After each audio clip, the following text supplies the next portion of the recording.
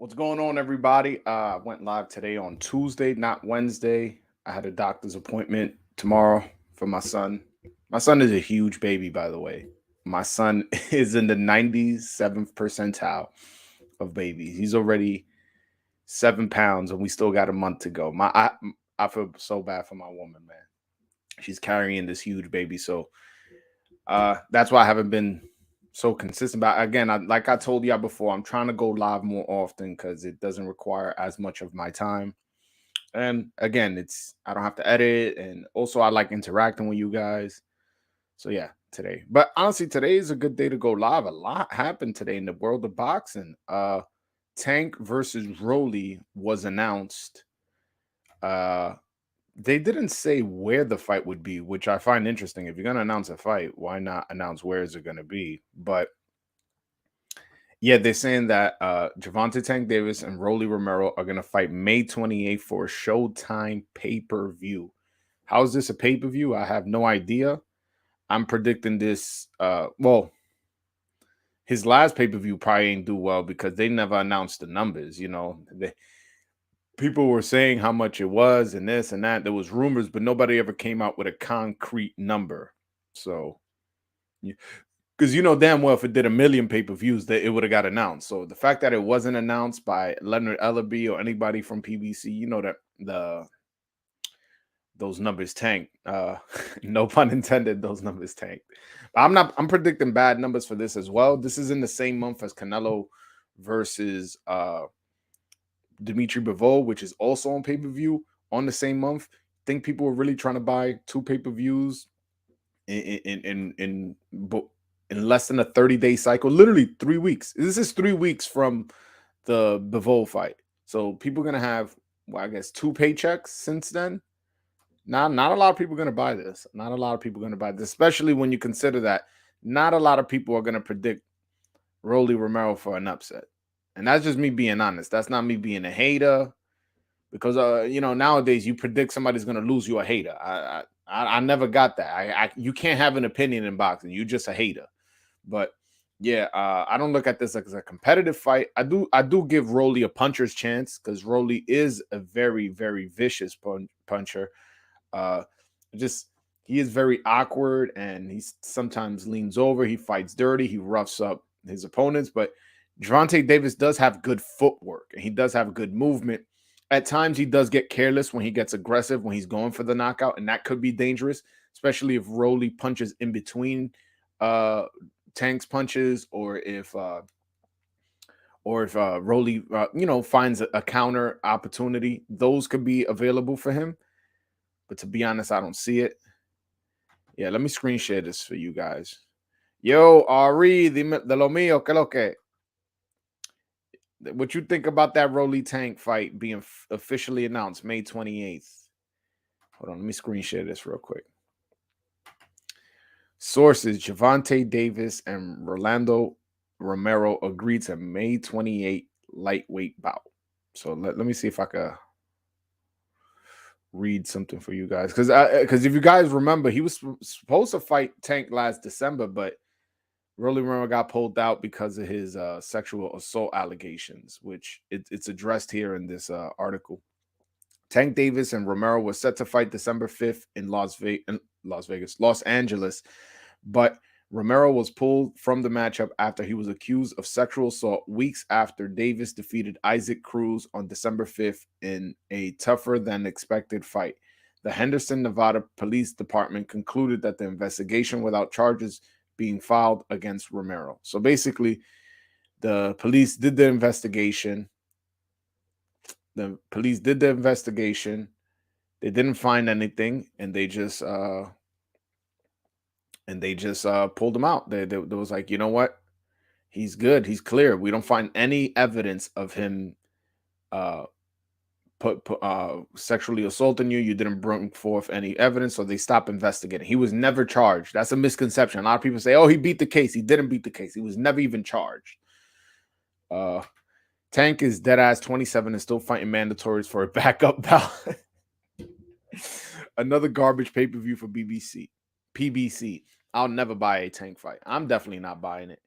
I'm definitely like I'm with you, Doctor Strange. I'm not buying this bullshit. Uh, hold on. Oh, by the way, but before I put the link up, Ari, I have somebody coming on soon. I'm excited for this guest. Uh, I'm pretty sure you guys would like. Oh shit, I left my notes in the in the living room. I gotta go get that.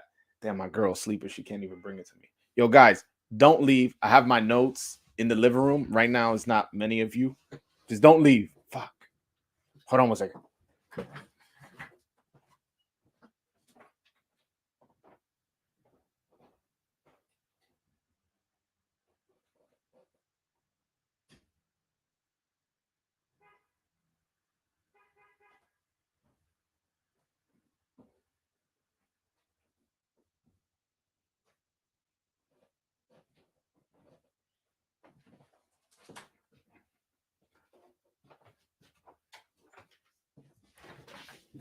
All right, I'm back. I'm back. Thank. Good looking. Good looking, y'all. Good looking for not leaving, y'all. Uh, yeah. So yeah, I got a guest coming on. I'm excited. I'm excited. This is me getting my journalism game on. Uh yeah, I was calling you Doctor Strange because that's what it said. I'm like, I know you from Twitter as Stringer, but now I could call you Stringer on Twitter and on YouTube. But yeah, all right. Yeah, let me put the link in the description. And by the way, anybody can hop on. If you guys want to hop on 3, 4, 5 at a time, if you see somebody's on, don't hesitate to hop on as well. We could have 4 or 5 people on. Like, come on, man. Like, do it like a Twitter space, like, where it's all of us just giving our opinion and stuff like that. I love going on Twitter and talking boxing with you guys. Hold on, let me pin the link to the top of the chat. Right now I have it in there. Now I probably, you know what? I probably should have put anybody can join or something like that. All right, the link is pinned to the top of the chat. So if you guys want to join in, I know Ari definitely wants to join in. Click that link. Also, you too, Stringer. Hop on. We could talk. You already know. You already know me and you. We're gonna spar one day, so we might as well get acquainted online. But yeah, getting back to boxing. So while Ari or Stringer, I don't know if Stringer wants to hops on. There's a lot of boxing news today. A lot of boxing news. It was on Twitter that I saw all these things. Hold on one second. But yeah, that's I'm just fine. Like, by the way, I want to talk about this schedule. This boxing schedule from April to June is absolutely insane. And us boxing fans, we complain a lot. And to be honest, it's justifiable most of the times. Like right now, we're probably gonna complain about Rolly Romero fighting Tank Davis. We don't want to see that shit. Nobody asking for that fight. Yes, it's a mandatory, but nobody's asking for that fight. You get what I'm saying? And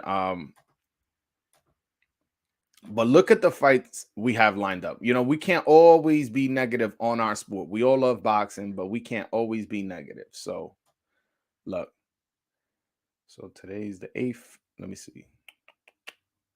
Look, in March, we got Berlanga next Saturday and Virgil Ortiz next Saturday. This is on the same date. One's on DAZN, one's on ESPN. The week after that, we got Tim Tszyu, Terrell Gausha. We also got Kiko Martinez versus Josh Warrington. That's a title fight.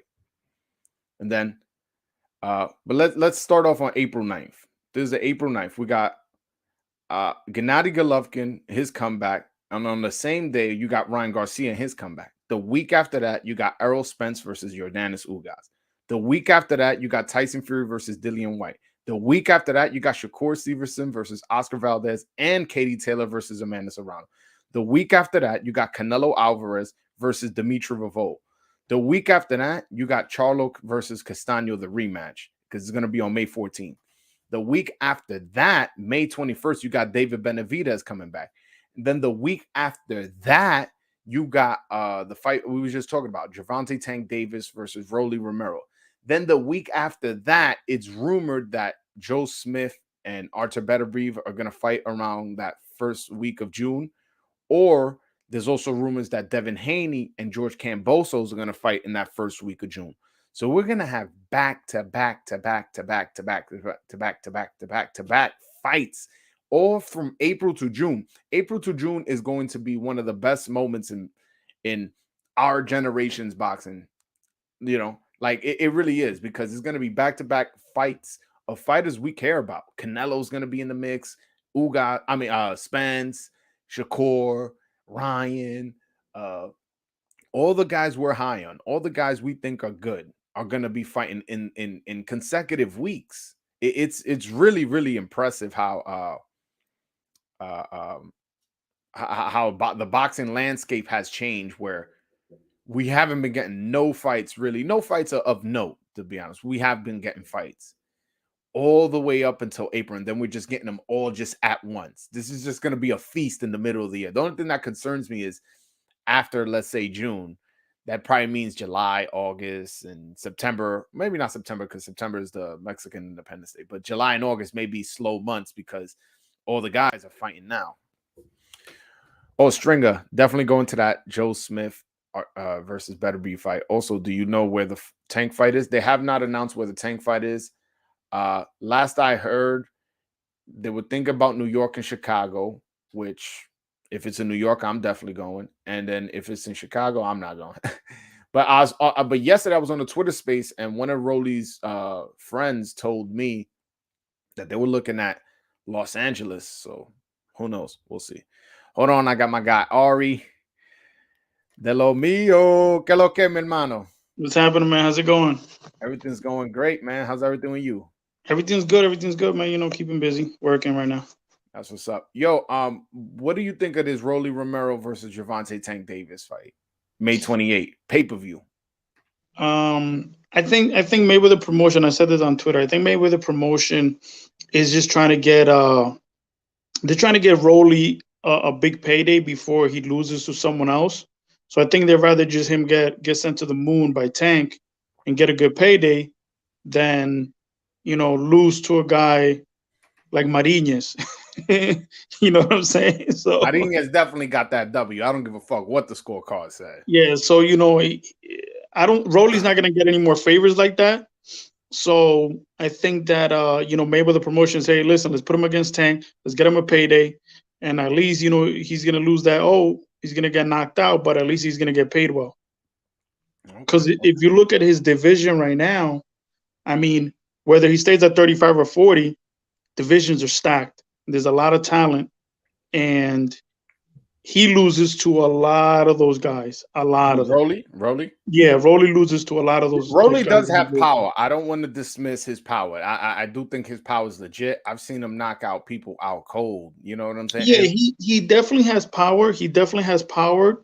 Like you were just saying earlier, he does rough up his opponents, but his talent is just not there. He's like awkward. His feet are not in sync with what his No, and he's a real dirty fighter. Like, he'll use his elbow, he'll use his head. He's a real dirty fighter. But I don't know if that will benefit him with the Tank fight, because, you know, everybody's scared of Tank. Everybody's, you know, and we saw when Cruz in his last fight wasn't scared of Tank. He gave Tank trouble. People want to say, oh, he injured his hand and this and that. But I think that's just an excuse to not give Isaac Cruz his full credit. No, listen, I was personally, I'm going to keep it 100 with you.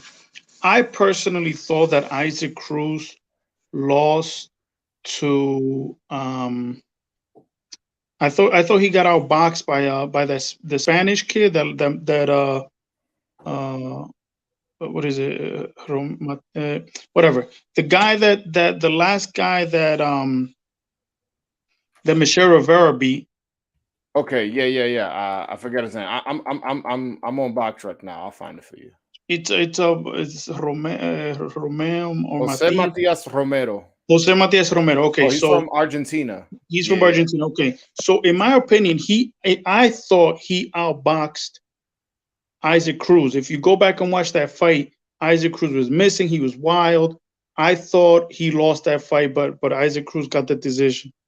When I saw that, and I think Tank Davis has a lot of like, you know, high ability boxing skills that he doesn't get credit for, and the reason why he doesn't get the credit is because he gets the knockouts.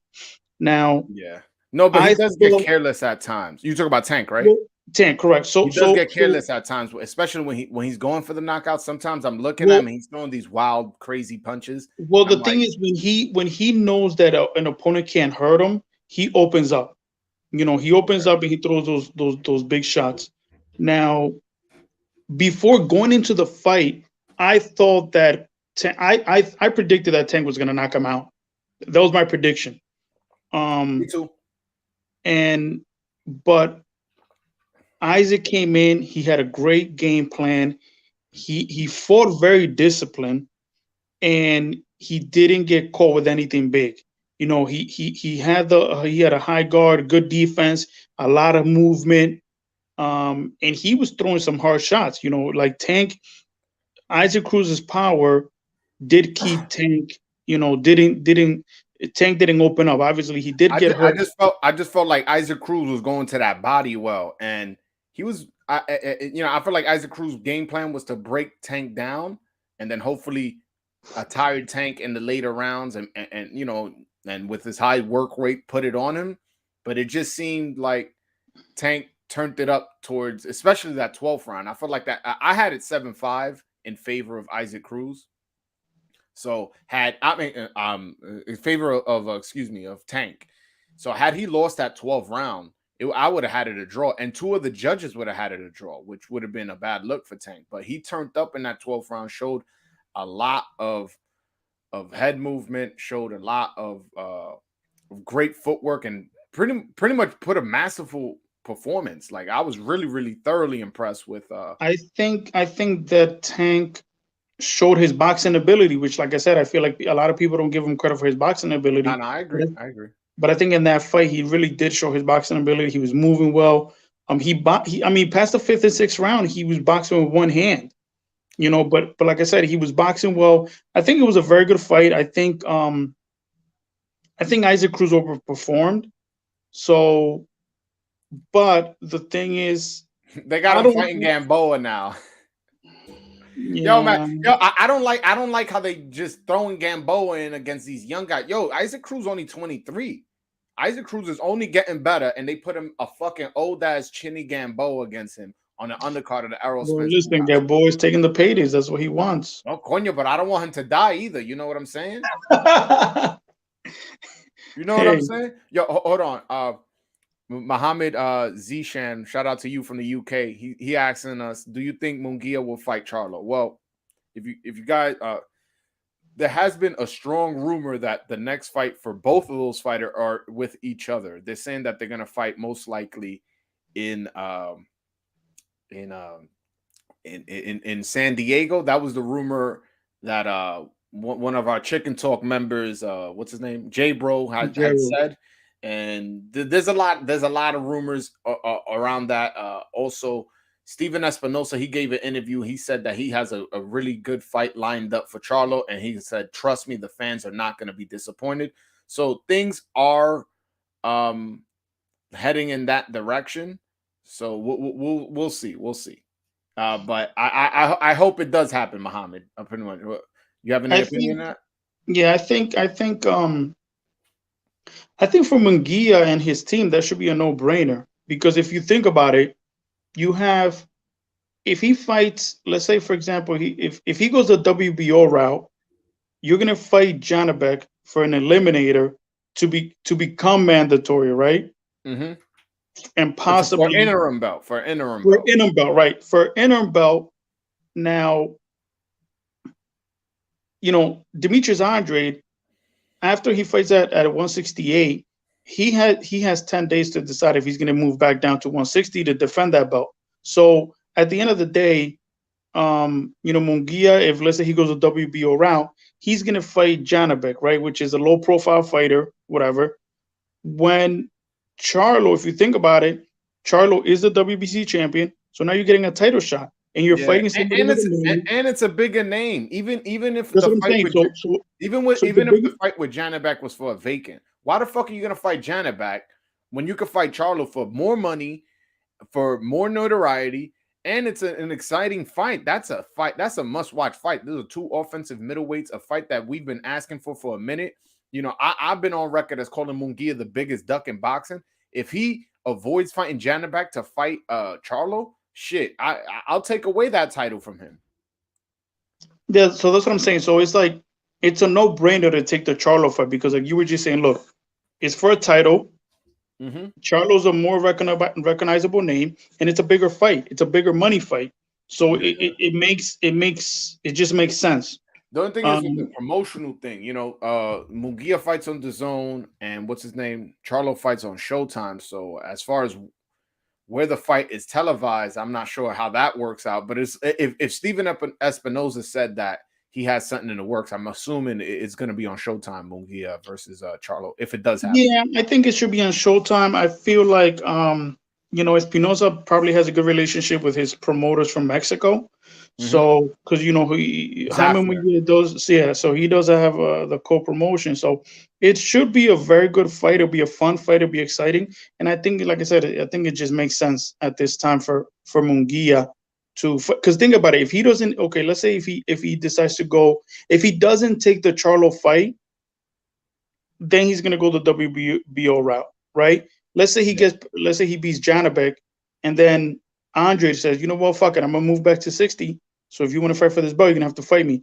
Now he'll be fighting Andre. Okay, it's at the same network as the Zone, but you're not gonna get the same amount of money that you're gonna get for a Charlo fight. No, and I think Boo Boo is a more awkward opponent. No, I agree. And the fight with Charlo is more exciting. You know what I'm saying? In terms of in the ring, like a fight with Andrade and Munguia, would I watch it? Absolutely. Those are two top middleweights. But do I think that has an opportunity of being fighter of the year? Absolutely not. Like fight of the year? Absolutely not. Now, Charlo versus Munguia, that, like, if that won fight of the year, would you be absolutely shocked? That's gonna be a good fight. Like I said, they're both offensive fighters. They're both gonna come and fight. They have a common opponent. In Charlo's last support in Montiel. So I think it's the right time for Munguia to take that big fight, take that step and take a big fight. Yeah, Munguia. Somebody wrote Munguia almost passed out trying to make his last fight. It's go big or go home for Jaime at 160 middleweight. I do think I did hear about that, but I'm not too sure about. I'm not too sure because he ended up coming back the next day and knocking his guy out in the third or fourth round. And yeah, after the weigh-in, it did seem that he was like almost drained. Yeah. Whatever. But hey, he came back. I mean, look, he made the weight, then he came back and knocked the dude out. So, it seemed like he recovered. No. The only thing is like, all right, you got away with it. Then how many times can you keep going to the well before it runs dry? You know what I'm saying? No, of course, and these are things that him and his team are gonna have to take into account. I mean, I don't think he had a nutritionist before, so for a fight like Charlo, he definitely has to invest in a nutritionist and make sure that he's stays down in weight and not balloon up in between camps. So, yeah, but it should be a good fight. I'm glad it's a WBC route because if it would have been IBF, there would have been the next day weigh in and all this shit, and which quite honestly, I don't agree with. I don't agree with that, how the next day you got to weigh in when you with the IBF. Like, yo, let these fighters rehydrate as much as possible. Why are you doing that? I find that to be an unnecessary step by the IBF. Yeah, what is the IBF? What do you expect? I mean, honestly, the IBF is their their mandatories are trash, but they do honor their mandatories. They do honor their mandatory, and they will strip anybody if you don't fight mandatory. Yeah. That I respect, but their mandatories are trash usually. No, their mandatories be garbage, man. Like, they gave Errol Spence Ocampo. Like, what the fuck was that? Yeah, Billy Dib was like a mandatory like 2-3 times. Ji Hoon Kim. I could go on and on about the IBF mandatories. Don't get me wrong, Cambosos was an IBF mandatory, and I think wasn't Spencer IBF mandatory. So they do have some. Yes, Spencer was the IBF mandatory for Kell Brook. They do have some. Don't get me wrong, but for the most part, I'd be like, God damn, who the fuck is this guy? It'd be some random Russian dude that nobody's ever heard of. Yeah, there'd be some trash ass mandatories, but hey, it is what it is. Yeah, man. What fight? What fight are you most looking forward to coming up? Whether it be the Oscar Valdez Shakur, Canelo Bivol, Rolly versus Tank, you know, I want to see. I Charlo do want to Castano see. rematch. Here's the thing. I think I do want to see Rolly get knocked out. so, so I will be tuning in for that. Ah, ah, ah. So is I that the will be fight you're looking tuning. most forward to? No. I'm looking for Castano versus Jermel Charlo, the Yo, rematch. bro, I think I we on the think that's same going to be page. a war. I think it's going to be a war. I think it's going to be more exciting than the first fight because they already know each other. Um, I think this one's going to end in a knockout. Yes. My prediction is Charlo will win by knockout. No, I agree. I agree. I'm predicting the same, but and the reason I'm predicting the same is two things. One, I felt like if Charlo was more active in the first fight, I felt like he would have got the knockout. And then two, also the fight didn't happen earlier because Castano was way too overweight and needed time to lose the weight because he had ballooned up real high. Then the fight gets delayed because he injured his bicep. Now you can say, "Oh, he injured his bicep," but you never know. So a lot of these injuries they linger, and I'm not saying that this one is one that is or isn't. I'm just saying he has an injury to his bicep, and the reason it's delayed is because of him. So meaning not only was he overweight, now he also hurt his bicep, and probably not going to be able to train as hard as he wants to or can, as well as all right. Well, now you got an injured bicep. Is he running? I don't know. Is he doing cardio? Is he on a bike? What is he doing? Is he still staying in shape, or is he going to balloon up again? I'm curious as to that, and I would like to see. No, he's training. I think they put a video out that he's training. He was doing punches just from one side, but I think he's fully training now. I think he just need a little extra more time. Um, I feel that in this particular fight, I think we saw a little bit of when Charlo stood him in the middle of the ring and and try to push him back. He had a lot of success, but a lot of the times Charlo was just kind of leaning against the rope and he was being a counter puncher, and that's when Castano had most of his success. So I feel like if Charlo just pushes and tries to be more offensive, I think he can get Castano out of there. But it's going to be a war. Castano is very talented, very good boxer, has a great fucking engine, No, no, and and a lot of people don't remember. he's very good. A lot of people don't remember. He had a draw with Islandi Lara, and Lara's a Correct, good fighter. So correct. That was a very good fight as well. and But then yeah, he I'm had the excited. draw I'm with also very Charlo. excited for. I'm very excited to see Errol Spence come back versus Ugas. I think that's also going to be a very exciting fight.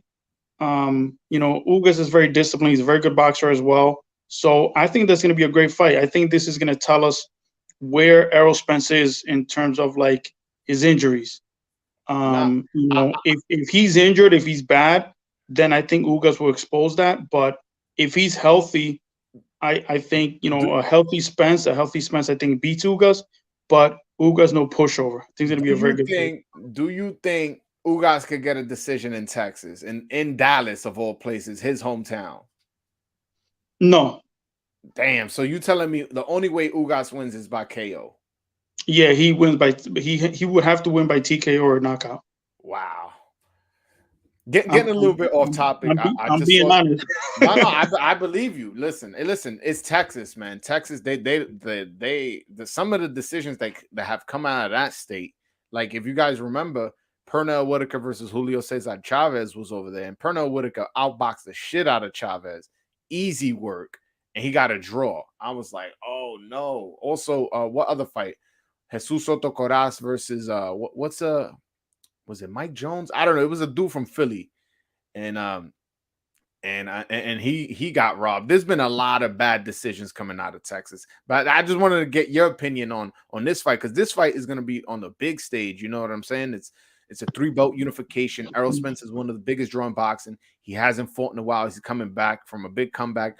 Ugas just beat Manny Pacquiao. Yes, he was older, but he still beat the name of Manny Pacquiao. So I feel like there's going to be a lot of eyeballs on this fight. So for the decision for this fight is important, but there's an undisputed fight with Terrence Crawford for Errol Spence, which is a big money fight. Looming. I find it hard for you know, those judges' hands not to be greased to make sure that fight goes the way it's supposed to. Yeah, I mean, but like I said, I feel like I think Errol Spence will even if he like I said, a healthy Spence, I believe will convincingly beat Ugas. You know, it's not going to be like some bullshit. You know, Spence doesn't really leave it up to the judges. You get what I'm saying? Like, you know what I'm saying? He fights. If he's going to go 12 rounds, he's going to beat you after 12 rounds. Yeah. You know, so you know, I think he convincingly beats Ugas, but it's going to be a very good fight. It's going to be a very No, good I fight. agree. I agree. I don't think he convincingly beats Ugas. To be honest with you, I'll disagree in that sense, but I do agree that it's going to be a good fight. I do think it's going to be a lot closer than people think. People think this is freaking Spence from 2018. Like, nah, this is Spence after a car accident, after eye surgery, after a long layoff, and I heard he's having baby mama issues. Where, you know, I don't want to get too much because I don't want to talk about people's personal life, but you know, I heard he's having baby mama issues, and that could affect you mentally. Look how it affected Tio, and that's how Tio lost to Canelo. I didn't hear anything about that. I saw there was some trolling going on, but I don't really get into, you know, people's Yeah. I'm I just try saying, not to, you know, I try not to get into people's personal, but that's something you keep in you the know, back of your mind. If somebody's having yeah. trouble at home, you go, wait a minute, like, I gotta watch out for this guy. Like, what's going on? That's why I picked Maxayo over Gary Russell. I saw Gary Russell, his father's foot got amputated, and then he was training himself. He was training his brother. Like, it was a whole bunch of fuck shit going on, and I was like, I know Gary Russell's the more talented fighter, but it's just he's going through so much. He's been through such a long layoff that I can't justifiably pick him. I even won money on that. I went on FanDuel. I put my money on Maxayo, and I won 400 and something dollars. I was like, Yeah. You know what it is? I think the whole layoff and being, you know, being off for such a long period of time, I think finally caught up to Gary Russell. You know what I'm yeah, saying? Like, and you he's know, older. that's what I'm saying. So it has caught up to him. I think he's still very talented. I think that was also a pretty good fight. Um, you know, but yeah, I hear what you're saying. I hear what you're saying. But yeah, we see that. Yeah. Um, but that's I'm excited. Like I said, I think we should Yo, have a lot of fights coming Shakur back. versus Valdez. How do you see that fight going? I think Shakur is gonna box his head off, to be honest. I think Valdez lost to Consensao.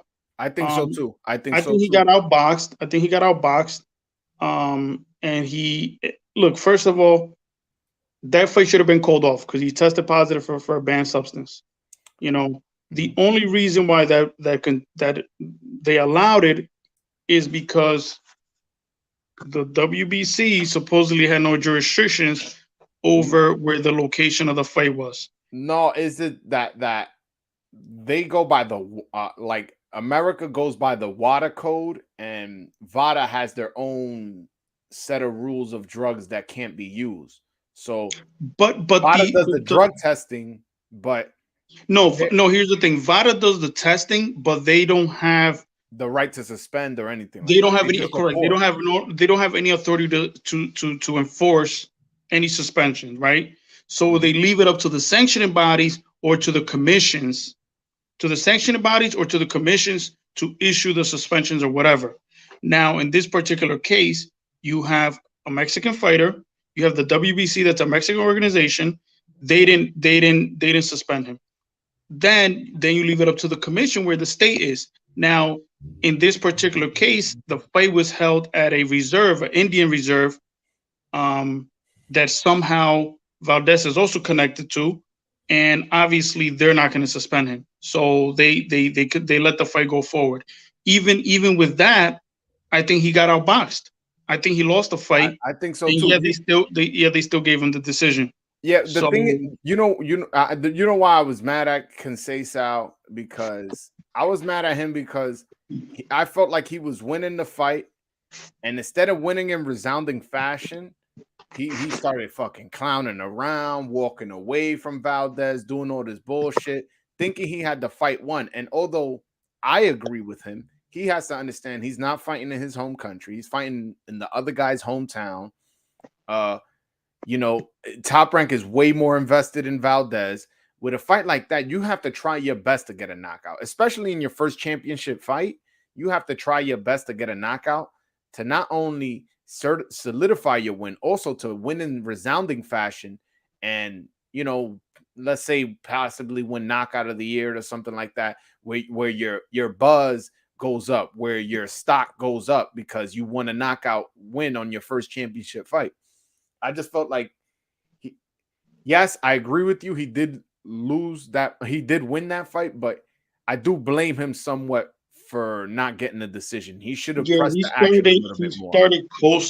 He started coasting in the later round and started showboating. So I think that also cost. But regardless, I think even if it was a close fight. I just felt that he would have made, if he would have stopped that shit and just really, really fought those last few rounds, then in my opinion, I think it would have been more convincing, and it would have been harder for people to say, oh no, he lost. You know what I'm saying? Like, so it's, The only thing I will say about that Valdez Shakur fight, don't sleep on Valdez, because not only is he having another training camp with Eddie Reynoso, who's a talented trainer, he's also his last fight with Conceição fought a slick boxer. Now he's gonna fight Shakur Stevenson. Yes, there's different styles. Yes, one's a southpaw, one's orthodox. But my point is, there's certain maybe patterns and rhythms that he caught on Conceição that maybe he can apply to Shakur Stevenson. Maybe he can realize that certain distances he has to control with Conceição, with Shakur, that he figured out against Conceição. I'm interested in this fight. Valdez is definitely a Mexican warrior. He fought with a broken jaw before. He had that fantastic fight with Miguel Berchelt where he ended it in a one-punch knockout. I'm interested in this fight. It's a real it's a unification fight at 130, man. I love unification fights because it gets us closest to get undisputed. It gets us closer to finding out who's the best fighter in the in that division is, regardless of division. That's why I love unifications. Yeah, I think something that Shakur is very good at is controlling the distance. And if he decides that he's not going to let you hit him, in terms of like, he's probably the best defensive fighter right now. Like, he moves, his feet. He's really good at controlling distance. So I think that Valdez is gonna have to do a very good job trying to cut off the ring and forcing Shakur, forcing him against the rope and getting him, roughing him up and stuff like that. But I don't know. I don't know if Valdez did impress me in the Berchelt did impress me in the Berchelt fight, because if you saw his previous fight, he looked like he was confused, like he was in between styles, and he just looked awkward. He didn't look right in that previous fight, And then he fights Berchelt, and he does like a masterful performance. He has a great performance. Whatever. He boxed beautifully. He had a lot of foot movement. He definitely kept Berchelt on the outside. He boxed really well. Then he comes, like I say, he boxed really well. Then he knocks him out. Then obviously the next performance, he fights a legit boxer, a good boxer, a gold medalist. Robson Conceição was a former gold medalist. Correct. So I feel like, then he had an awful performance. So I don't know. I'm not convinced that he beats Shakur. I think Shakur is going to outbox him, and it's not even going to be close. Wow, that's it. But he's going to have to, like I said, for him to give himself a chance, he's going to have to cut the ring. He's going to have to rough Shakur up, go to the body, slow him down, and try to hurt him. Because if you can't cut the ring and then you can't rough him up, you're going to get outboxed. Nah, for sure. Oh, also, I want to address something. We had a back and forth on Twitter about what's his name? About Canelo. What's up with you? What's up with you and Canelo, bro? What did Canelo do to you? No, you gotta listen. Hear me out. Look, I'm a Canelo fan. I like Canelo. I think he's the number one pound for pound. I think he's extremely talented. I like watching Canelo. I love watching Canelo. I pay for his fights. I support it. My whole issue is, it's not even Canelo. Is a lot of his fan base are fucking racist, and I'm just gonna say it. But Now, hold on. Every time I'm on boxing Twitter, whether it's a black fighter or a Mexican fighter, I've seen some racist shit on the other side too. You look at Art Man. No disrespect. Yeah, but Art Man. No, but my point is that there's fighters on the black side too that are racist. There's fighters on the Mexican side that are racist. There's fighters on the Puerto Rican side that are racist. There's racists in every race. There's Dominicans that are racist. No, but what I'm like I said, I'm not talking about Canelo. I like Canelo. He's badass. He fights his ass off. He's very disciplined. You don't see no bullshit outside the ring. He's dedicated to his craft, and he's the best. He's the best at what he does right now. In my opinion, he's the number one pound for pound. I agree. And I like Canelo. What I'm talking about is in terms of like his selection of opponents always seems to be similar. We always see these white European fighters, and like I said, I'm not talking about Canelo particular. What I'm saying is that it seems like every time that Canelo, let's say if the fans say, listen, we want to see a Charlo fight, we want to see an Andre fight, we want to see a Benavidez fight, right? That's what the fans want. The Canelo fans, they have to earn it. This is what they use. Hold on, hear me out. They say they this is their word. They gotta earn it. They gotta earn it. They gotta earn it. But when Canelo fights these white Europeans, they don't seem to have to earn it, because if you think about it, okay, Billy Joe Saunders was a champion. Who the fuck did he beat recently? Callum Smith was a champion. Who did he beat recently? Bivol. Okay, Bivol is a very good fighter. I think he's a good fighter. I think him and Canelo is a good fight. I'm not knocking that fight. But who has Bivol beat recently? You know what I'm saying? But hold on. Jamal Charlo hasn't beaten a world champion since 2016. It's been 6 years since he's been a champion. He beat a champion. David Benavidez has only beat one champion in his entire career and lost his belt twice, one due to cocaine and one due to not making weight. Come on, bro. Like, these dudes have to look in the mirror and blame themselves for not getting this Canelo fight. Okay, you don't think you don't think if Charlo would have fought Andrade that his name wouldn't be bigger? You don't think if Charlo would have fought Benavidez, his name wouldn't be bigger? Or Plant, his name wouldn't be bigger? But he's fighting Montiel and fucking Dennis Hogan, and that's why his name ain't up. That's why the buzz ain't as high as it should be, because he's not fighting nobody. And at the same time, you can say, who has Callum Smith and Billy Joe beat? But Canelo moved up in weight and fought every single champion in less than a year. So, like, you're saying, he's fighting these Europeans, but yeah, these Europeans fucking are not sniffing coke and getting their belt stripped. They're not making weight and getting their belt stripped. They holding on to their weight. Canelo moved up and gave him an opportunity because he wanted to be undisputed in that weight class. He wanted to be the first undisputed 168 pounder, and that's exactly what happened. Okay, so let me address a few things, right? That you were saying. When Canelo was at 160, okay, first of all, Canelo, Charlo, and Andre all fought together at 154, right? They never fought each other then. Obviously, Canelo's the A side, he's a shot caller, right? At 160, Canelo had, after beating Triple G, he had 3 of the belts. And before having the 3rd belt, he says, my goal is to become undisputed at 160. I never heard him say that, but go ahead. Well, I can show you the information. I'll tweet it to you. But his goal was to be undisputed at 160. So he beats Triple G. He has 3 of the belts. All he has to do is fight Andre to become undisputed. But what does he do instead? He moves up and fights Rocky Fielding, right? Which was a belt grab, is like historic, whatever. But it was like, they call it a Reggie belt, right? So he moves up to fight Rocky Fielding. Now, Jamal Charlo, and this is what you and I we kind of went back and forth. Is okay. Jamal Charlo did everything the WBC asked him to do to become mandatory for Canelo, right? Because the WBC tells you, okay, you got to do this, you got to fight this person, this person, so we can make you mandatory, right? So Jamal Charlo did that, right? And what happens when he's becoming mandatory? Golden Boy Promotion, along with the WBC, came up with the franchise designation so that Canelo didn't have to fight a mandatory at 160, right? So now he moves up weight. he fights Callum Smith.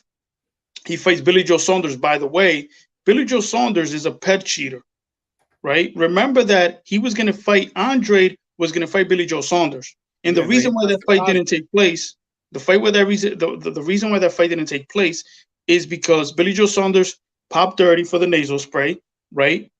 Mm-hmm. Now, after popping dirty and coming back after the 6-month suspension, the WBO still said, you know what?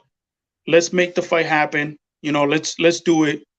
Billy Joe Saunders instead moved up weight, right? He moved up to 168.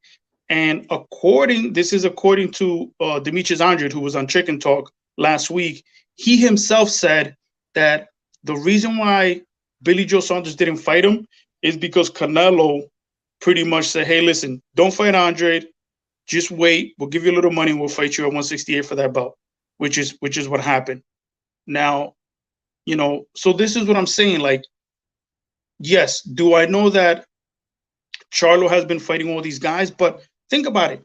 Munguia was the number one ranked for the WBC. He never petitioned to become mandatory. He was also the number one mandatory for the WBO. He never petitioned for it. Triple G, right? Triple G is fighting after losing to Canelo. Who did he fight? Steve Rose, Sesmeta, and now he's fighting Murata, right? Instead of unifying versus Charlo, who's a champion, versus Andrade, who's a champion in his same network. All right, but why is that energy still not? Why is that? Oh, Triple G should unify. Why is that energy not being towards? Oh, but Charlo? I've been saying the same thing. I've been saying the same thing. I think Charlo and Andrade should fight each other. I think they should fight each other. I've been calling for that fight. All I'm saying is your energy changes when you talk about Canelo. When you talk about Canelo, you're trying to make it seem like he's a duck. That's the way No. Oh, I don't even know. Why is he fighting these Europeans? Like, if just because you're from Europe, you can't fight. Like, I never said that. Hold on, Bivol is a harder fight, in my opinion, than Charlo, Andrade, and Benavidez. I agree. I disagree with you 100%. I disagree with you. Which of those three fights are harder than Bivol? Benavidez is a tougher fight, and Andrade is a tougher fight. First of all, Benavidez squares up too much, and he's also very predictable in terms of his punch selection, and he squares up a lot. This guy will get knocked out by Canelo Alvarez. Okay. Canelo Alvarez hits way too hard, and his boxing IQ is way too high. He will read this guy and pick this guy apart and knock him out. And as far as with Andrade, I think Andrade, his balance sometimes is off, and I feel like he would just rip that fucking body up and knock him out. I think he rips that body up. Hold on, I got another boxing YouTuber, Box Talk 101. We'll all three talk. What's going on, Box Talk? Freddie, what's up, my man? Can you guys hear me? Yeah, but your video is like mad choppy. Oh yeah, I'm on mobile. I think I might get off then if it's not good quality. Yeah. No, I can hear you. Just a little delay, I think. Yeah. You good. I know this is another Canelo hater, so. But here's the thing. I don't hate. You gotta understand. I don't hate Canelo. I like Canelo. I think he's a great fighter. What's your problem, though? My issue is that here's the thing. I want a fucking exciting fight. I want a fun build up. Like, for example, I agree. Let's say, I'm with you. You know what I'm saying? I want an event. I want a fucking big event. Look at let's compare press conference of the Caleb Plant versus Canelo press conference to Bivol versus Canelo press conference. You know what I'm saying? Like this is the shit that I miss. And Canelo, I think that Bivol's a good fighter. I think he's one-dimensional, but I think he's a good fighter. I think that he'll probably give Canelo some trouble in the early rounds, but eventually I think Canelo will get in the body, hurt him to the body, and beat him. My whole thing is like, look, I want Canelo. Look, Canelo's fighting here in America. He's making American money. I want Canelo to fight the American champions that we have here, and they're talented and they're good fighters and they're exciting to watch. No, I'm not going to disagree with you. And like I said, I don't have an issue with the Bivol fight. What I do have an issue is with another Triple G fight, because the Triple G's washed. He's 40 years old. He's going to get knocked out. To that fight. See, I don't have a problem with that. I don't have a problem with that fight as much as other people because there's a storyline to that fight. The first fight, there was controversy. A lot of people felt the Triple G won. And then when they had the rematch, Canelo Alvarez tested positive for clenbuterol. So there's a storyline there. And then whatever, then the fight happens, and most people think Canelo won. I honestly think Triple G won the second fight as well, but that's just my opinion. Here's the thing. I think hold on. So there's a storyline to that fight, and this honestly, my girl, who's not a big boxing fan, she just watches boxing because of me. She remembers the second Triple G Canelo fight, and she keeps asking me, when are they going to fight again? Again, she's a casual. Obviously, she's not as informed, but what we have to realize as hardcores is casuals is what drives the buys. So there's somebody who saw that second fight and is thinking just like my girl. My girl's like, I want to see that fight. My girl she never tells me she wants to see fights. She's not a boxing fan like that, but she remembers that fucking war and she wants to see it again. And I don't see how you guys don't see the storyline to it. So okay, let me. When you talk about the press conference, that press conference is gonna be lit because Triple G. They're gonna ask Triple G, "Oh, did you think he used steroids? Do you think you won both fights? Do you think he was ducking you? Do you think he was aging you out?" And that press conference is gonna be lit. I don't think a fight's gonna break out, but I do think certain words are gonna be said. So let me ask you a question. If we're talking about the storyline and stuff like that, right? Okay, I agree with the storyline, right? But my whole thing is, remember what this conversation was about.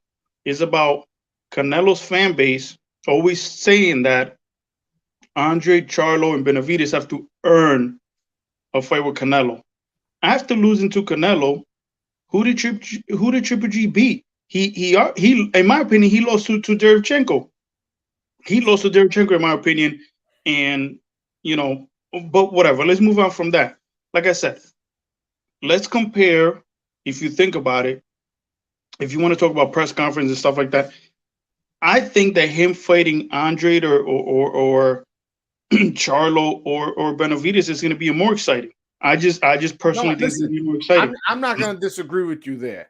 If you want to talk, if Canelo wanted to do what the fans wanted, if he wanted to support us, the fight the fans wanted was Benavidez and Charlo. He should have went that PBC deal, but I guess he found it more lucrative to the zone deal. What do you think, Freddie? But here's my issue. But here's my issue. This is, like I said, I don't have a problem with Canelo.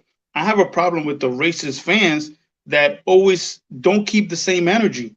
Now, bro, don't listen to them trolls, man. But just hear me out. Hear me out. So Canelo's options, right? So you have Bivol, which I think is a good fight. It's a good fight.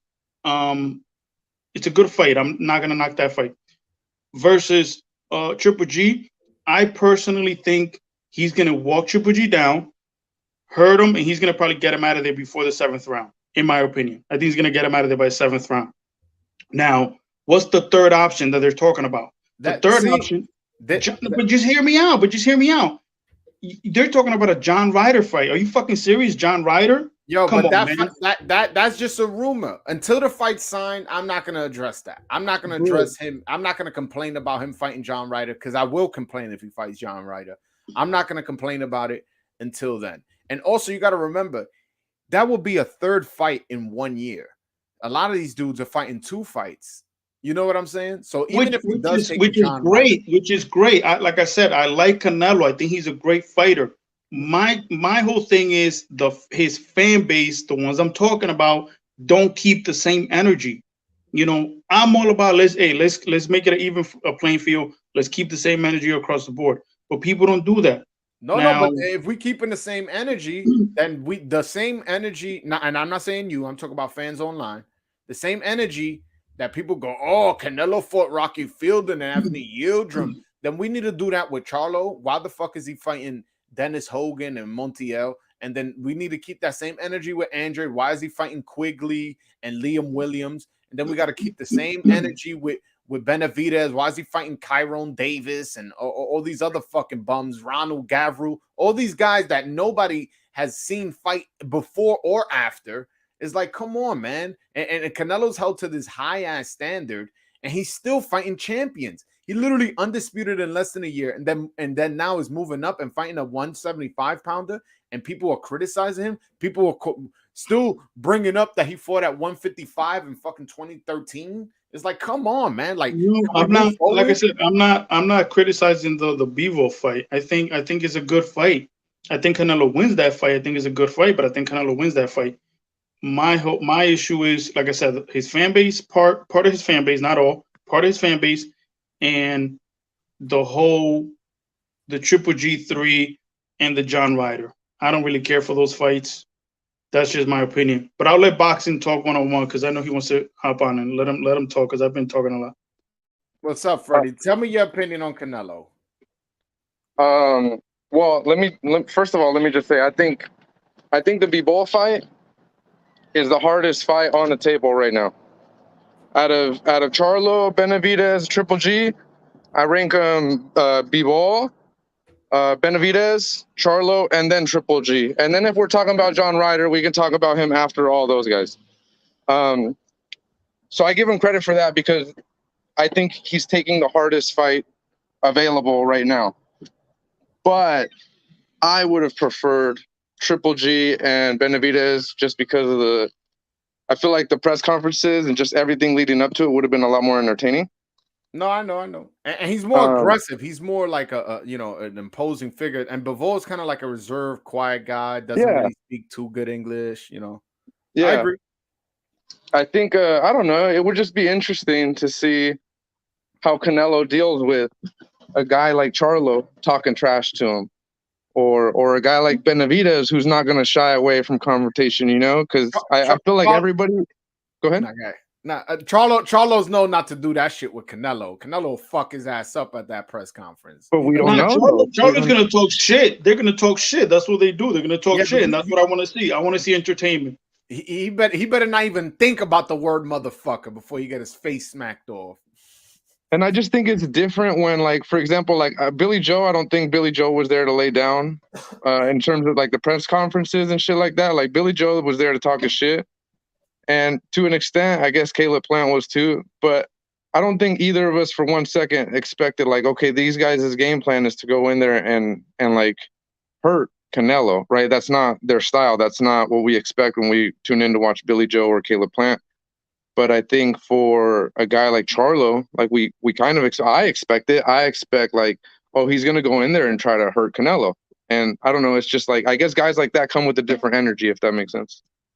Like for example, I actually predicted that Canelo was gonna stop Plant in the 11th round. Because right, listen, you put any money on? Oh yeah. No, I actually didn't bet on it. But I did predict that before the fight. Now, going into that fight, I said, look, Caleb Plant is a good boxer, but he doesn't have anything to hold Canelo off for 12 rounds. He just doesn't. You know what I'm saying? Like he doesn't have the punching power. He doesn't have the experience at that high of a level to keep Canelo off for 12 rounds. And that was my exact prediction. He was going to get stopped in the 11th. So, but with a Charlo fight, for example, Charlo has a fucking shotgun jab. And if you could establish your jab, you could give people problems. Now, Canelo is very good. He has great head movement, great ring IQ. He's very talented. But Triple G bothered him with that jab. Triple G bothered him with that jab. Kovalev bothered him with that jab. Correct. So you have somebody that's right around Canelo's age that has a good jab, and like I said, it's gonna come in there to fucking try to hurt Canelo. That's the reason why I want to see a Charlo fight. Now, if they fight, I still will pick Canelo to win. But I think Jermell Charlo is going to make it interesting. So that's what I want to see. Benavidez, he squares up. He's open to get hit. You're right. We've seen him get dropped before, right? But Benavidez throws crazy combination, great hand speed, and he's going to fucking go there. If he gets knocked out, he's going to get knocked out, but he's going to go out there and he's going to fucking lay it on the line. That's why I like the Benavidez fight.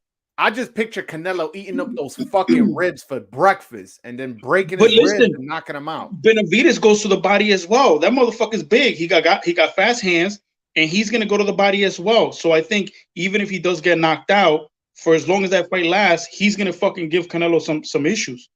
You know what I'm saying? Like even now Andre is a very awkward fighter. He's southpaw, he's slick. That might not be an entertaining fight. You know what I'm saying? So I could see why people, we don't want to watch it, but he's still a champion. The Bivol fight may not be an interesting fight either. I don't like Bivol's style, to be honest with you. That's what I'm saying. It's fucking boring. Nobody. The only thing I will say is he's moving up in weight to fight the number 2 light heavyweight champion. And it is for a bout. So which I know you don't have a problem with the fight, but there's which I respect him for. And like I said, I think it's gonna be a good fight. And I respect Canelo for that. I'm not knocking that fight. I think it's a good fight. I have no problems with him fighting Bivol. My whole thing is, like I said, I want to pay for entertainment. I want to be entertained. And even though like the Canelo versus plan, I felt like it was a one-sided fight. You know, the whole press conference, the build-up, the slapping and all that shit is entertaining. So that shit was fucking trending. Are you streaming this fight? What do you mean? The Bivol, let me not ask it like that. You're not paying for the Bivol fight. I'm not going to pay for it, but I am going to watch it. There you go. That's what I wanted to ask. How about you, Freddie? I'm going to watch it, but I'm not going to pay for it. Usually like if I'll buy the pay-per-view or whatever, I'm going to watch it, but I'm not going to pay for it. Meaning I'm not going to pay for it at home. Well, what about if the undercard is good? Well, we have to see who's in the undercard. No, I'm saying, and I'm asking what if.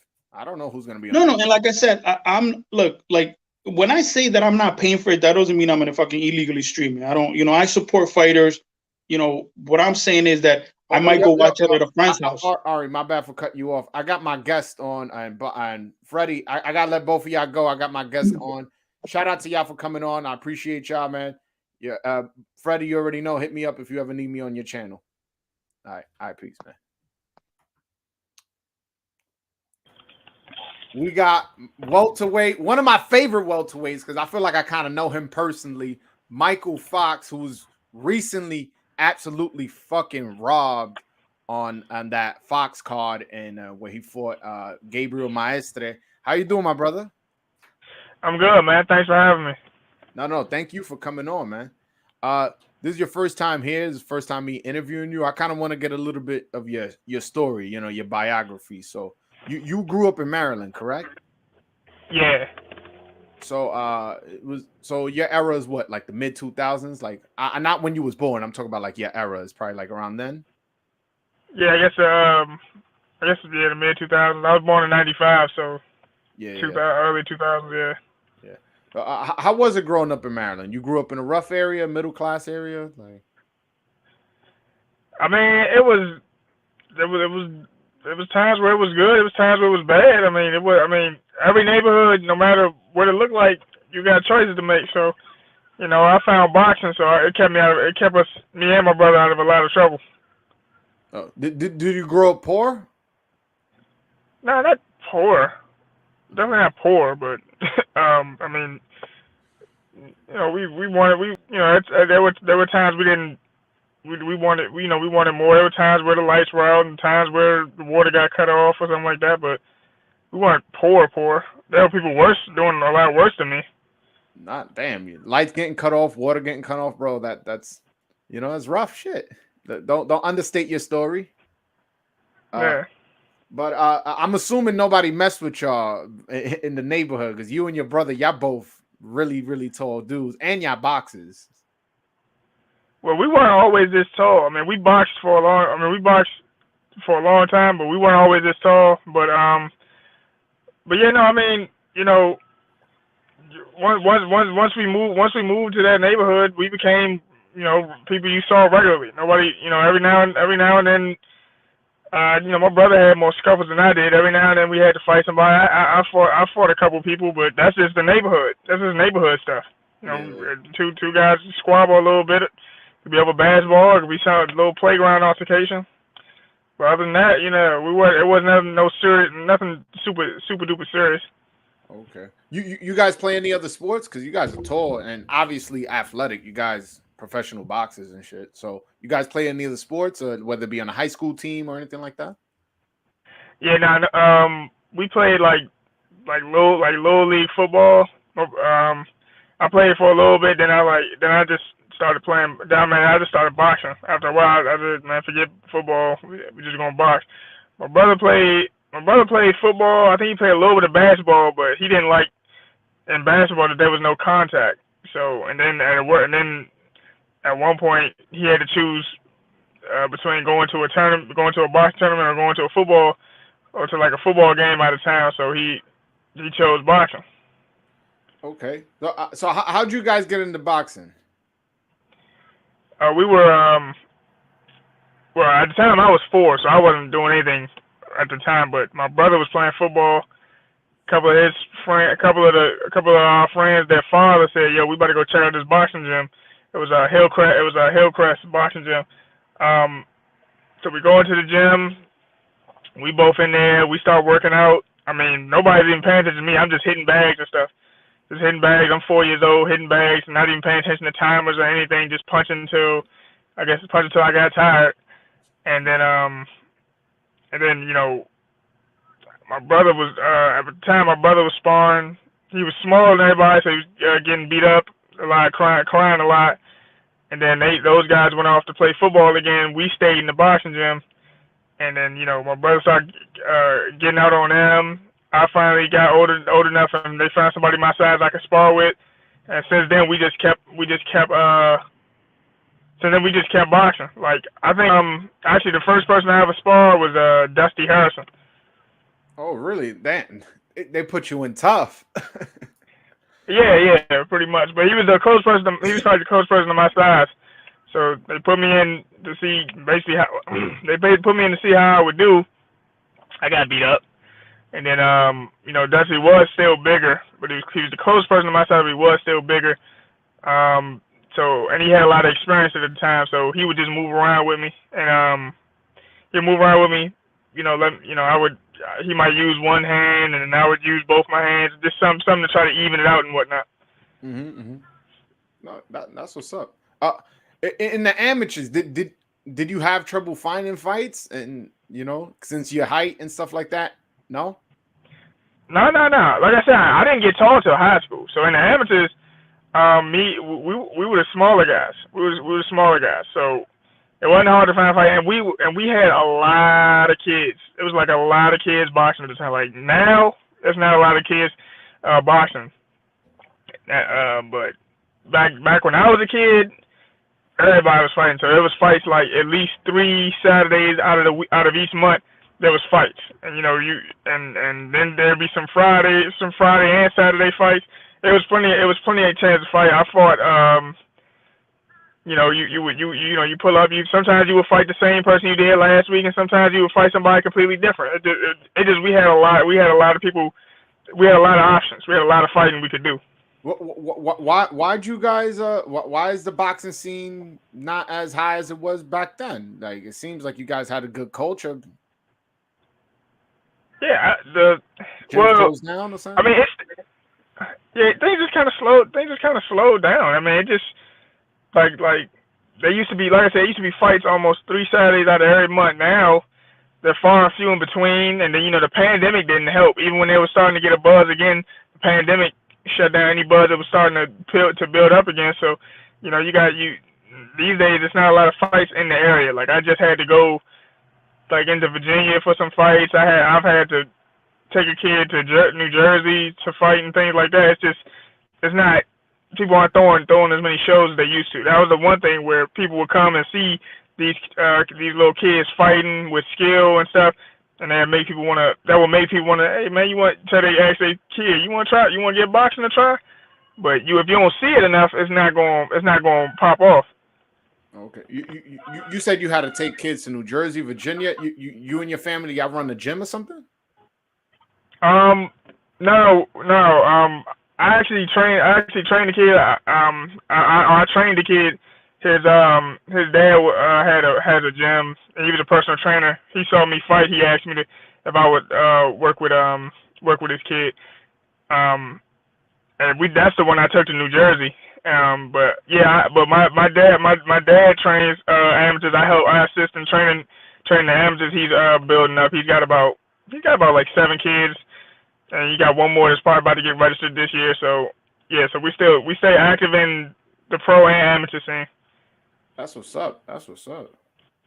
Did you fight anybody of note in the amateurs? Anybody like we would know? So Dusty Harrison, Lamont Roach, Javante Tank Davis. Oh shit. Malik Hawkins. Those are probably the most noteworthy names you might remember. Yeah, I'm picturing you and Javante fighting right now. It is like hilarious. You 6'4". It's a YouTube video. Is there? Oh, I gotta find. There's a video on YouTube. Yeah. Type in Michael Fox versus Javante Tank, or Michael Fox versus Javante Davis. It'll pop up. All right, I'm definitely. Did you hit your growth spurt, or were y'all like pretty even at the time? No, I was taller than him, and I mean that was like as a kid, I started getting taller than everybody. We didn't really pay attention to it, and I didn't really notice it until like I started taking pictures with people, and you see like, man, you towering over that man, and then they like, yo, they telling my dad like, Fox, man, your youngest son gonna be tall. Your youngest son gonna be tall too, So off the rip. Well, early in life, I was taller than Tank, but it's not hard to do. Come on. Yeah, Tank ain't tall. Nah. That's interesting. Who won the fight, or you want to leave me in suspense so I can watch it? But nah, he won. We fought like 3 times. He actually won all 3 of them. But like the third fight, I thought I actually won. But we fought at his gym, but at the time after the fight, Tank pulled me over to the side. Man, what you think about our fight? I said, bro, I ain't a sore loser or nothing, but I felt I won that one, bro. You can have the other 2. I know I won that one for sure. He was like, yeah, I don't think I really won that, Joe. And I respect him for telling me that. We shook hands and we've been cool. I mean, we've always been cool. No, that's definitely commendable. I definitely got a lot of respect for that. Not a lot of fighters do that. One fighter, my father's a boxing manager, and one of his fighters, he had like an ugly record, like 9-5-1 or something like that. And he fought some undefeated dude. This was a 6-round fight. He dropped him twice and got a draw. A 6-round fight. But the dude, after the fight, grabs my father's fighter's hand, raises his hand, and then in his interview says, yo, nah, I lost that fight. That man should have got the decision. Like, he came up to my father afterwards, took pictures with all our team and shit like that, was saying that at no point did he feel he won that fight. He feels he lost. So I forget the guy's name. He was some white dude. I want to say he was from Pittsburgh. But yeah, he was mad humble and just came up to the team and was like, yo, listen, I lost that fight. I that was not a draw. Like, how you get dropped twice in a 6-round fight and get a fucking draw? Yeah, that almost cannot happen. But like, I mean, but it used to be commended because you gotta know when it takes a lot to be honest with yourself and be like, yeah, okay, nah. Especially in the pros, especially in a pro fight too. Yeah, definitely in a pro fight. Yeah, he really bit down his pride. That takes a lot. Like, to be like, yeah, nah, he should have won this fight. He didn't win this. I didn't win this fight, and I'm surprised he did it. I'm surprised a pro did that. Yeah, no, I was surprised too. I'm assuming Maestra didn't do that to you though. No, absolutely not. Absolutely not. He like you can see in his face he didn't think he won. Then they announced his name. Then he's like, yeah, no, you did this and he said something in Spanish, probably saying, no, you was running or something like that. But yeah, there was never no. You dropped him? Was you running when you dropped him? Yeah, that's what I'm saying. Get the fuck out of here. That's exactly what I'm saying. Delusional and shit. That should piss me off, man. I was mad at that. Me too. And then his coach is like, no, you just did that. Only thing you did was knock him down. He was saying something along those lines, but he was speaking in Spanish, so I was just like, man, fuck out of here. I can't even understand what he was saying. Yo, I got a question. Only because you're not one of the big names. Did you ever work, have a regular job and box? Yeah, I've worked at a few like gyms that are that they were teaching like boxing classes and everything. So I taught boxing classes. I still do some personal training on the side as with clients. Just boxing is a really good workout, and people love like the weight that gets pulled off of them because of all the cardio that's involved. They think it's just punching, but it's boxing a full body workout, so it sells. No, for sure.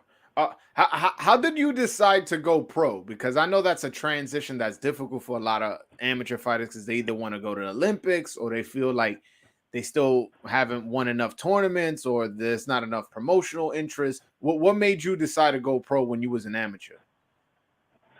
I turned pro. My dad talked me into it.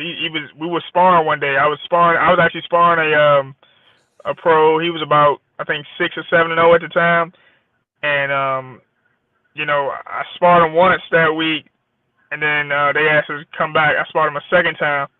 Then we happened to be driving home. My dad's like, "Yo, man, said, man, I think you got a pro style. I think we should just turn you kind of pro. I don't have time to teach you how to fight like an amateur." And then I gotta undo all that work and get you back to the pro style you already have. Said, man, it's a local promoter that'll work with it, get us fights and everything. Said, man, you can build into. He told me you could build into a professional fighter, and it'll be easier this way. I had about 100 amateur fights, but so I had plenty of ring experience, but it's amateurs and pros are two different monsters. So he said, man, but you already got the style for it. And then I said, well, you think it's time? Then let's do it. We did. This was. Okay, I'm sorry. Yeah, no, this is in 2014. So 2014, like January 2014, by April 2014, I had my pro debut. I won by unanimous decision. Did you since you went pro in 2014, was there any part in the back of your mind was like, I kind of will hold out 2 more years for the Olympics, or was that like, fuck it, like I just want to, go pro and start making money? I was like, man, let's go pro. Let's make a little money. I mean, it wasn't a bunch of money, but it was mine. It was mine. So that was enough for me. Yeah, I'm saying, when you go pro, you gradually start making more. Did you have like a backup plan in case the boxing thing ain't work out, or was you like thinking like, nah, this shit gonna work out? Ain't no need for no backup. I was pretty much kind of like, I worked and and stuff, but I was still like, working in the gym. I said like, man, I want to box. This is what I want to do. I don't want to do anything else. So I scheduled everything else in my life around boxing. Okay. I just scheduled everything else just around it. Like if it impede with my box schedule, like I can't do that. If it got in the way, couldn't do that. So yeah, I put like a lot. I put a lot into this. Has dating been difficult? Because I know boxers, they be putting in a lot of work, morning, late evenings, and you training people. Has it affected, like with the ladies? They go, come on, Mike, I want to go out on a Saturday, I want to go out on a Friday. Let's have a drink. Let's do this. And you can't drink. You can't, be with the girl as often. Well, I mean, yeah, sometimes, yeah, it definitely did. Like, some girl didn't understand. Like I might have told them, yeah, nah, I'm just in the house. I can't go nowhere right now. We can go grab. We might can go out to eat, but I'm not gonna drink and things like that. Or I'm just not coming out tonight. They didn't understand. I think they might have thought, like, maybe he with some other joint. I'm like, nah, I'm just really in the house sleeping because I'm tired. You know what I mean? It's not even that deep. Yeah. Nah, I definitely feel you, man. I used to. When I say I used to box, I never had an amateur fight, but I was training boxing. That's what I'm saying. And I was actually trying to join the New York Golden Gloves.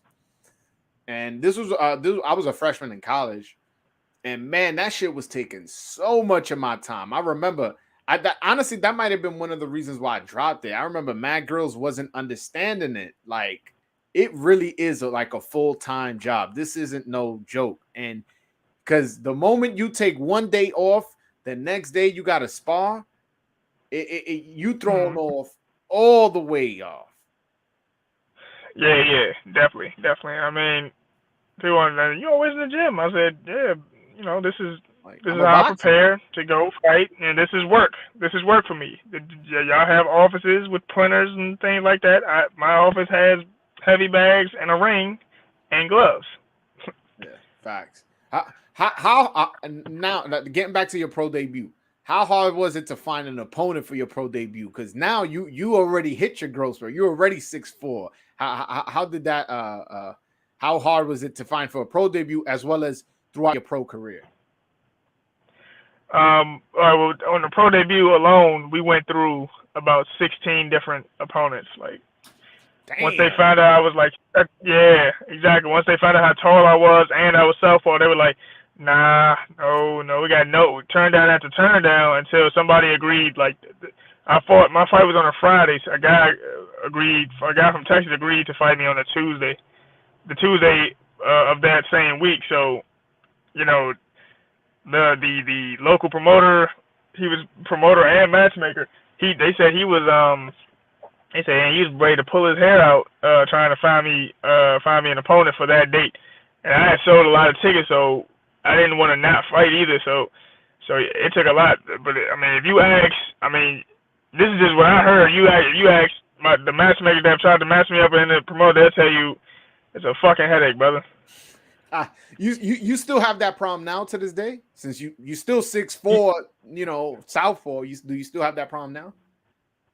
Yeah, I do. Like, the thing is, if a fight comes up and I might get turned down, it's typically because they find out I was 6'4", or they find out I might be a southpaw, and they don't want that guy mixing with a southpaw.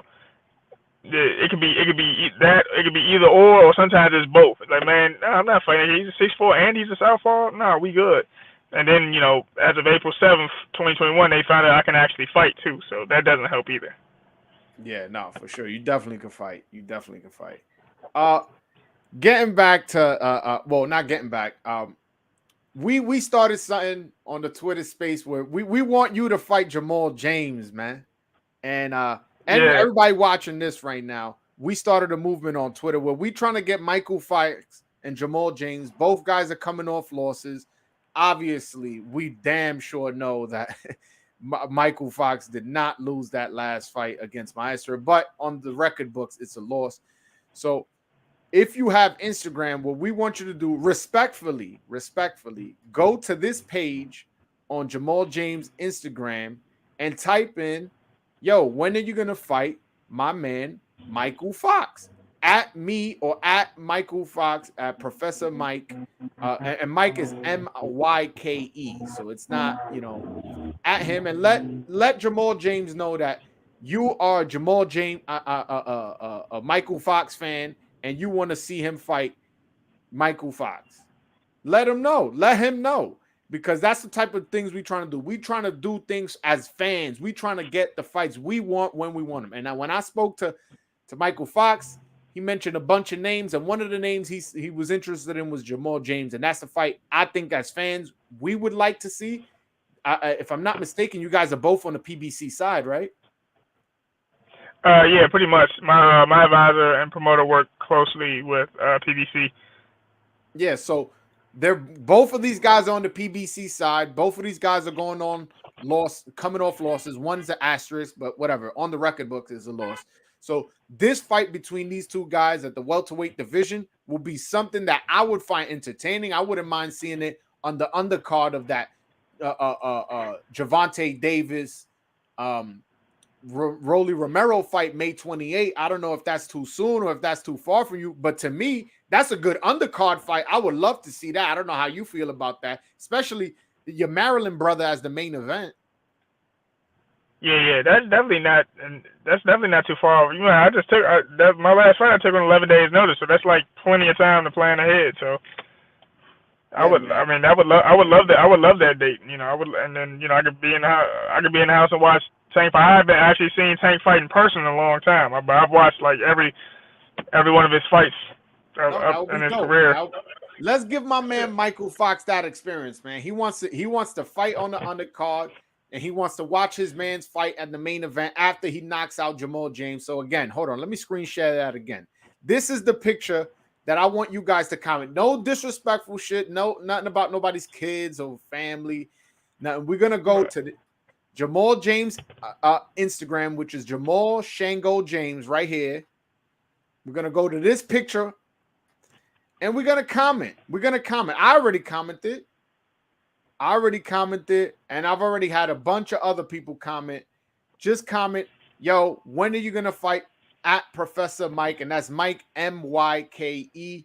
We're gonna try to get that fight happen, and you could be part of it. If this fight, listen, you going on his Instagram and commenting that, and then the fight gets made, and let's say it gets made on that Tank undercard, you can say you had a part of it. So you, as a fan of boxing, you can say you had a part in matchmaking. Let's make this fight happen.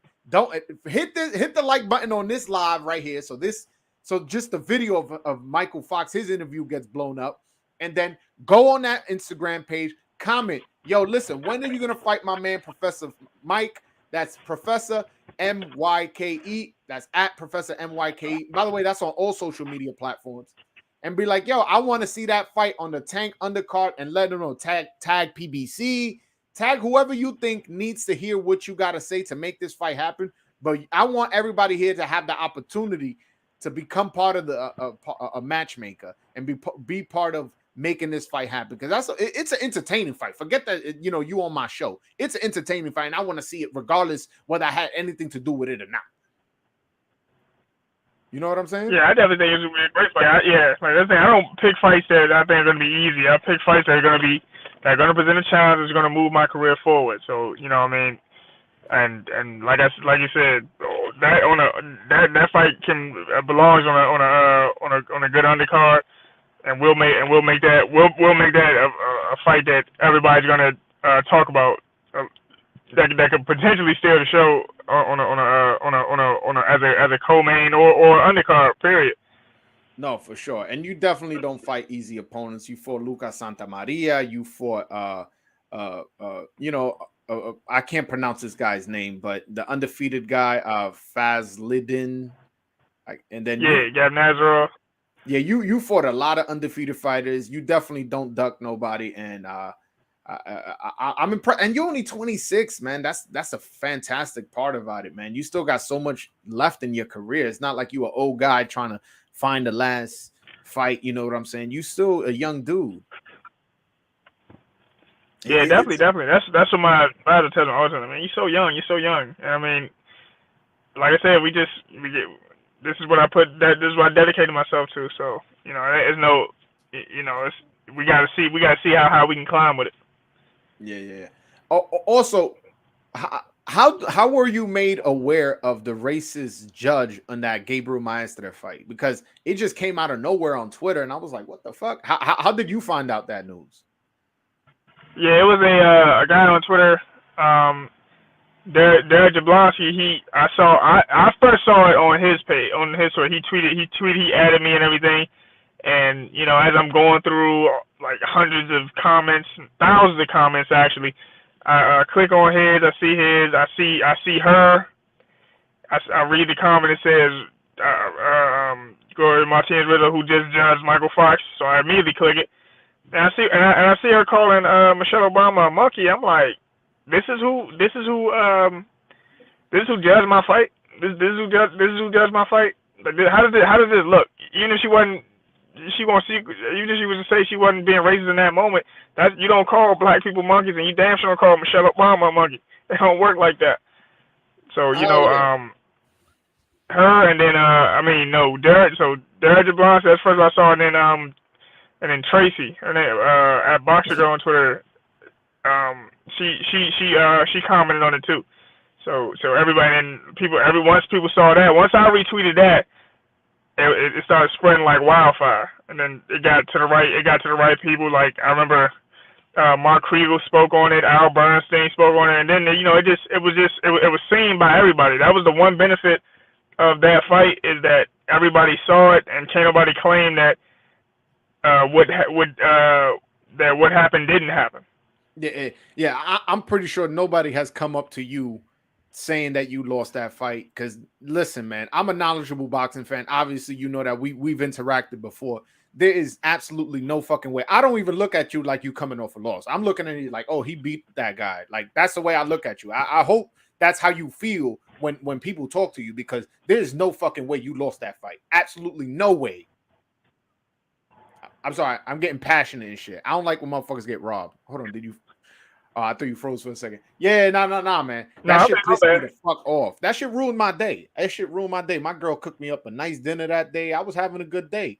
I saw that shit because thing is with me, again, I'm close to the boxers, man. My father's a boxing manager. I know the type of pain you guys go through. Not even, and obviously sparring, you go through a lot of pain. Not even that, just the fucking running, the hitting the bag, the pad work, the waking up at 6 a.m, all that shit for you to get fucking that shit taken away from you. That pissed me the fuck off. I was furious because you a young dude, man. You working hard in this, and they ain't getting nothing out of that. They got absolutely nothing out of that. Yeah, exactly. That was the whole thing. Like, my dad was on Facebook and Instagram and stuff, and he said, "Man, if y'all knew how much my son loved this sport, y'all would not have done that to him." And I mean, and that's the truth. Like, despite it happening, I still, I'm still here. I still want to box. I still want to be involved in this sport. I can't. Somebody was to ask me why is that, I can't give you a solid answer besides I love this sport. I like competing in it. I like being a part of it. I don't like every aspect of it, but I like being able to compete. I like when things are. I like when I get. Of course, I like when I get a fair shake, but I like to compete. So this is why I do this. Did your profile grow a little bit because of this? Like, did you get a lot of followers? Did you get a lot of attention after this? Yeah, I met you. Oh, that's true. Yeah, I was aware of you, though. To be fair, I was already aware of you. But yeah, we did meet. So no, that's true. That's true. Yeah. No, I appreciate that though.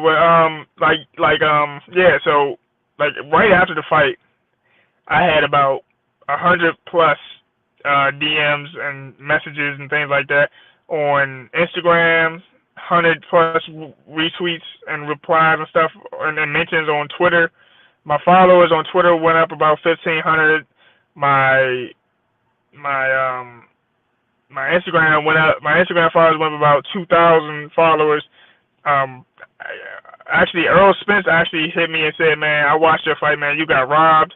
I just talked to Stephen Fulton a couple weeks ago. It was a robbery. Richardson Hitchens told me, these guys, they told me on Facebook, man, they did you dirty, and then, guys like Dennis Duglin, Mama's Boy, Francisco Santana, Gerald Washington, like a lot of people who I consider peers in this sport that, we're all fighters. They understood like that what they saw was completely terrible. You know what I mean? And then I did a bunch of interviews and things like that. But so yeah, my profile definitely went up. A lot of people, I used to get recognized in my area a little bit, but it started happening more. I was at a grocery store one time. Somebody like, "Yo, man, I just wanted to let you know I have my mask on and everything." "Yo, man, I just wanted to let you know, man, they robbed you, man." I just noticed. I just wanted to say that. I didn't even know. I got a whole mask, so I didn't even think nobody recognized me. This is my posture or whatever. But yeah, the profile definitely went up. So that's the biggest thing. I want to fight again for all the new followers and all the new fans that I gained. You know what I mean? Let them know. We gotta. You keep persevering. You keep pushing forward despite any type of hiccups, any type of roadblocks. What did your manager or promoter tell you? Did they tell you anything as far as like, "Don't worry, we're gonna do this," or "This is what's next coming up for you"? How would they? What was their reaction once they heard the fucking bullshit decision? And also, like, what did they tell you afterwards as far as the plans for you moving forward? Well, they told me my manager like had immediately gotten on the phone with somebody, some big wig that's involved in PBC, and he's like, "Yeah, man, so yeah, we need what's up with that? What's going on?" They said, "Man, we'll try to we said, "Man, we're gonna do something about this. We're gonna do something about this." And then and right before this layoff I've had recently, I almost booked Styonus in October. So October 2021, we almost got that fight. And Styonus signed with Probellum. I guess Probellum wanted to move him differently, but then Styonus got put in the fight with Buteyev. Yeah. So I mean, it makes sense for him. It makes sense for him to try to fight Butaev as opposed to for a title, fighting Butaev for a title as opposed to fighting me for basically for nothing. You know, I'm 6'4", southpaw. Like, man, look, we can fight this guy for nothing, or we can try to take a chance at the title. And you know, Stanislas is about to fight Butaev. Winner of that gets a shot at the winner of Ugas and Earl Spence. So his team, they were being strategic in how they plan on moving him, and so I was not in those plans. Okay. I'm looking at the rankings right now, and the WBA has you ranked number 7. Are you still okay with fighting for the WBA, or like did they leave a sour taste in your mouth and you want to go a different route? Because you ranked number 7, and Maestro is ranked number 6. Yeah, I'm aware of that. I mean, the thing is, there's not a lot of other routes to really take right now, just because they're the only sanctioning body that has me ranked. So we're in that rankings. I think a high profile win is going to put me up and put my numbers up in all of the rankings anyway. So that's why I'm waiting like the next when it's somebody. Hopefully, and I want it to be somebody with a name. You know, Jamal James is a former world champion. You know what I mean? Beating and fighting him and beating him is a way to boost my stock higher in the WBA and put me in the other rankings. Yeah, man. These are before I ask you this, was there any talk about a rematch with Maestre? There was some talk about it. I remember there was being some talk about it, but we looked at the situation like, okay, so the interim belt no longer exists, and it wasn't sounding like they were going to give us. It wasn't sounding like I was going to get more money for fighting him the second time, and you know, so we didn't see any benefit from it. Man, you wasn't going to get more money. I thought Maestre would take that fight the second time. No, but I find it interesting that if they were to offer a rematch, you wouldn't make more money when clearly you won that fight. But he's only ranked. I guess the WBA, they took into consideration their trash ass decision because they have him ranked 6 and you 7th. So they acknowledging that that's a bullshit decision. And Jamal James is ranked number 8. So you will be fighting one guy ranked below you. So that definitely would boost you up. Oh yeah, I didn't know he was below me at that point. Yeah, he's ranked number 8. I'm looking at it right now. Another fight that I would like to see. Oh no, go ahead. I'm sorry. Oh yeah, no, you good. I see, and Dang, I see is also ranked up high, so I can see. I can see maybe. I'm fighting him if he ain't trying to cash out. I'm gonna read you the WBA rankings from 1 to 8. It's Stanionis number 1. Number 2, Virgil Ortiz. Number 3, Jaron Ennis. Number 4, Keith Thurman. Number 5, Conor Ben. Number 6, Maestre. Number 7, Michael Fox. And number 8, Jamal James. I wouldn't mind seeing you in the ring with Conor Ben. That because Conor Ben, they promote him real big. He's the son of a legend. You know, he is on the zone side, so I don't know how makeable that is since he's not on the PBC side, but that's a fight that interests me. How about you? Do you think that's a fight that you'd be interested in? Yeah, I'd definitely be interested in that fight. You know, any fight that's going to present a challenge, and you know, fighting somebody who has a good name. He has a name over in the UK. He's making noise on this side. He hasn't even fought over here yet. So it would be, you know, I would definitely take that fight. I would like, hopefully. I would root for fighting him in the U.S., but if I would have to go to the U.K., I would do that too.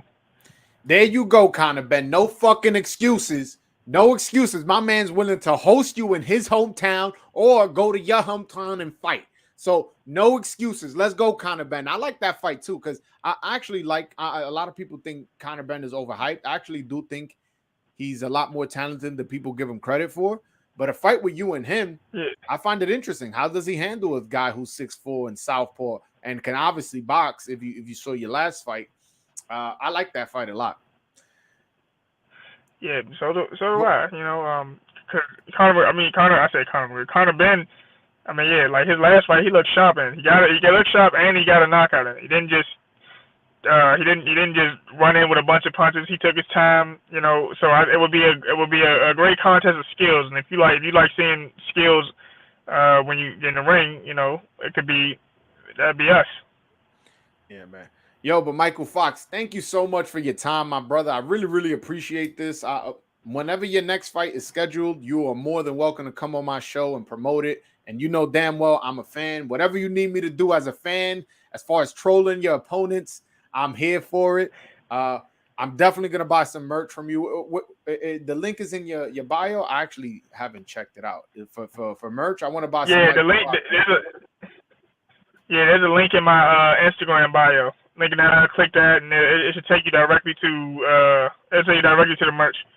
Okay. Yes. So guys, you know, go if you guys want to buy some merch. Obviously, he's supporting me by coming on my show. Support him. Go buy, you know, a shirt that I'm pretty sure they're not too expensive. Buy a shirt, man. Even if you're just gonna use it for, you know, for the gym or something like that, or whatever. You want to look fresh. No, they got some fresh shit. Only $25.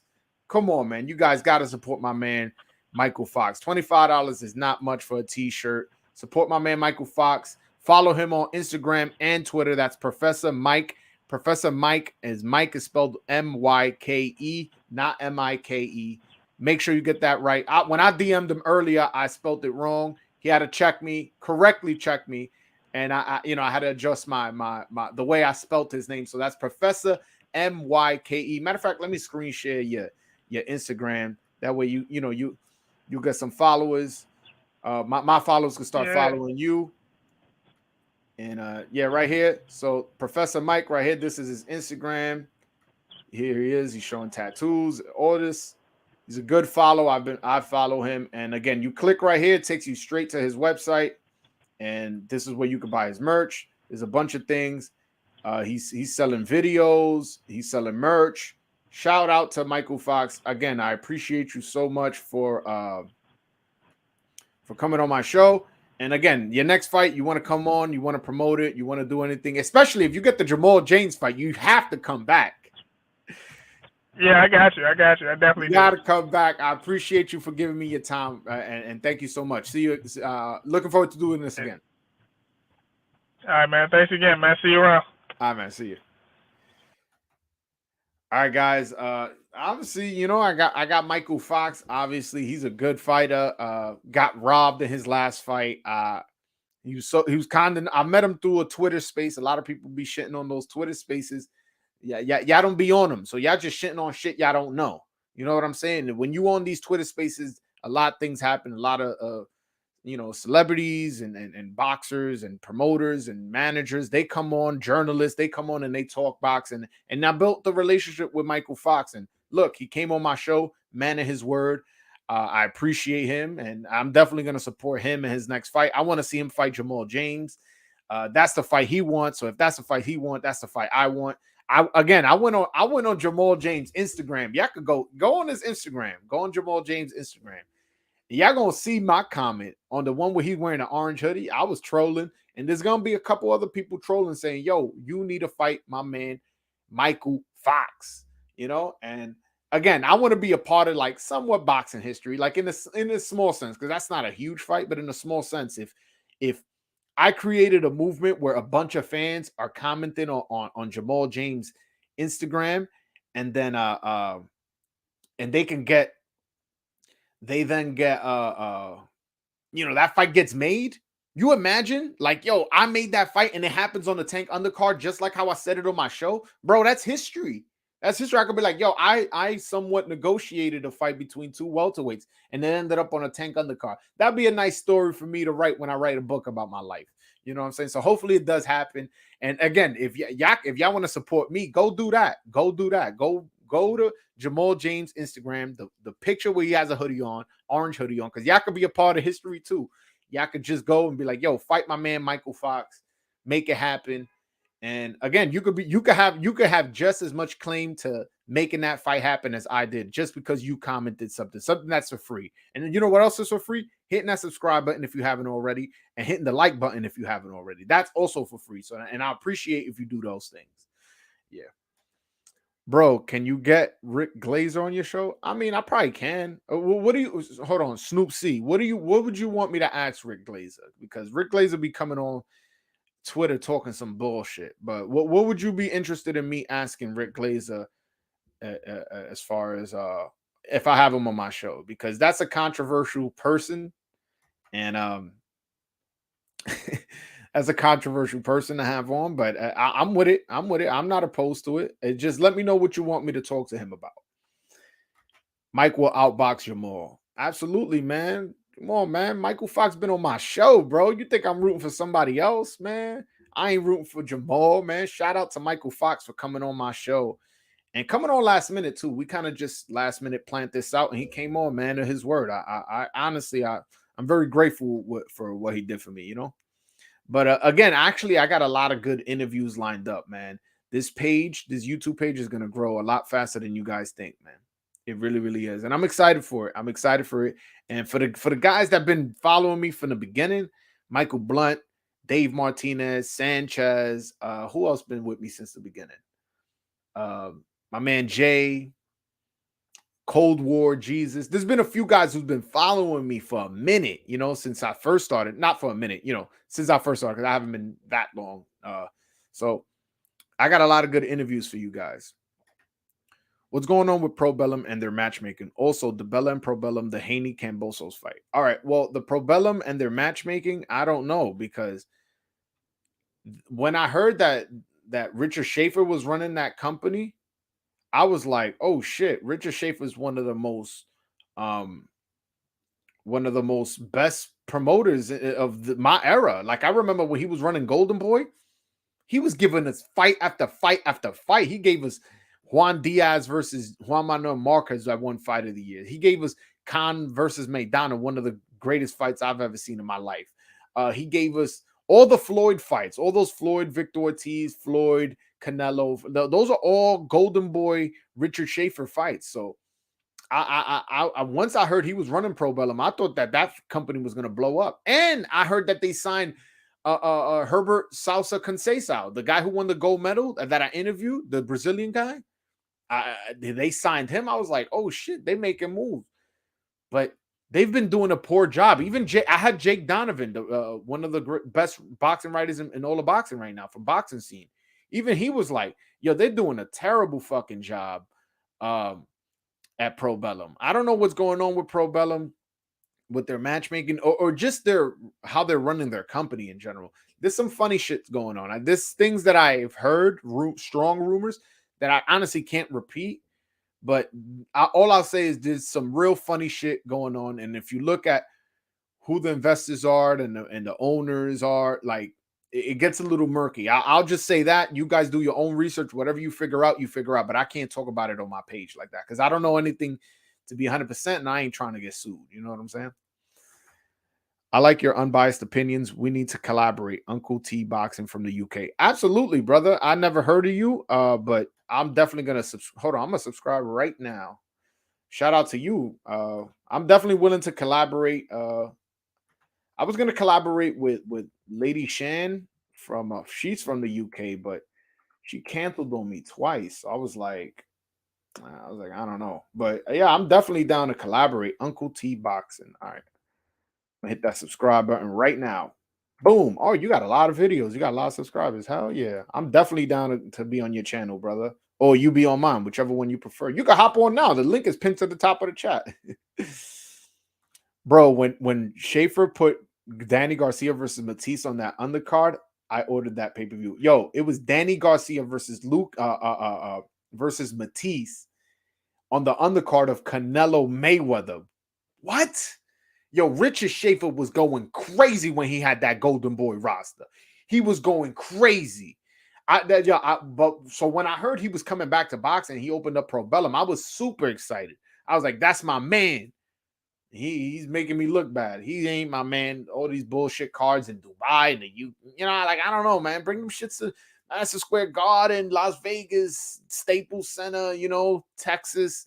Do this shit, man. I don't understand what they're doing over there at the Probellum. But they do have a partnership now with Lou DiBella. And Lou DiBella is a native New Yorker. He's promoted Jermaine Taylor, Bernard Hopkins, Sergio Martinez, Paulie Malignaggi. Who else has he promoted? He's promoted a lot of guys. So for sure, Lou DiBella is may make that a little bit better for us, especially here in America. Oh shit, my man really took me up on an offer. Shout out to Uncle T Boxing. What's up, my brother? May make that a little bit better for us. Hold on, you got me playing. Oh shit, my man really took me up on an offer. Shout out to Uncle T Boxing. Yeah. What's up, my brother? I'm getting feedback. Right, yo, what's up, my brother? How you doing? How you doing, man? I'm doing good. You may be my resident UK guy for when I have questions about your UK fighters. All right, say no more. I like your stuff. I apologize. I've only just realized you was live, so I came in I just missed the interview with Mike Fox. Is that who you just? Yeah. Michael Fox. Yeah. I'm gonna catch up probably tomorrow. I'm gonna watch the whole thing. I normally miss your live, but when I'm going for a walk or something, I just put it on and listen to your stuff. I messaged you. I messaged you like must have been about a couple of weeks ago. I said I like your stuff. Can't remember what you talked about. I like your stuff, and I reckon you're gonna blow. Unbiased opinions, which I like to feel like I am myself. It's there's too many fakes, there's too many fanboyings, there's too many people who got an agenda, or they like certain fighters, or they like certain promoters. As long as you keep it real, I understand. Sometimes you've got to appreciate your Dominican brothers, like I appreciate my Nigerian brothers. Yes, you know what I mean. Shout out to appreciate my Nigerian brothers. Holy. I appreciate my Nigerian brothers, but when Usyk fought Anthony Joshua, I knew that Joshua didn't turn up that night.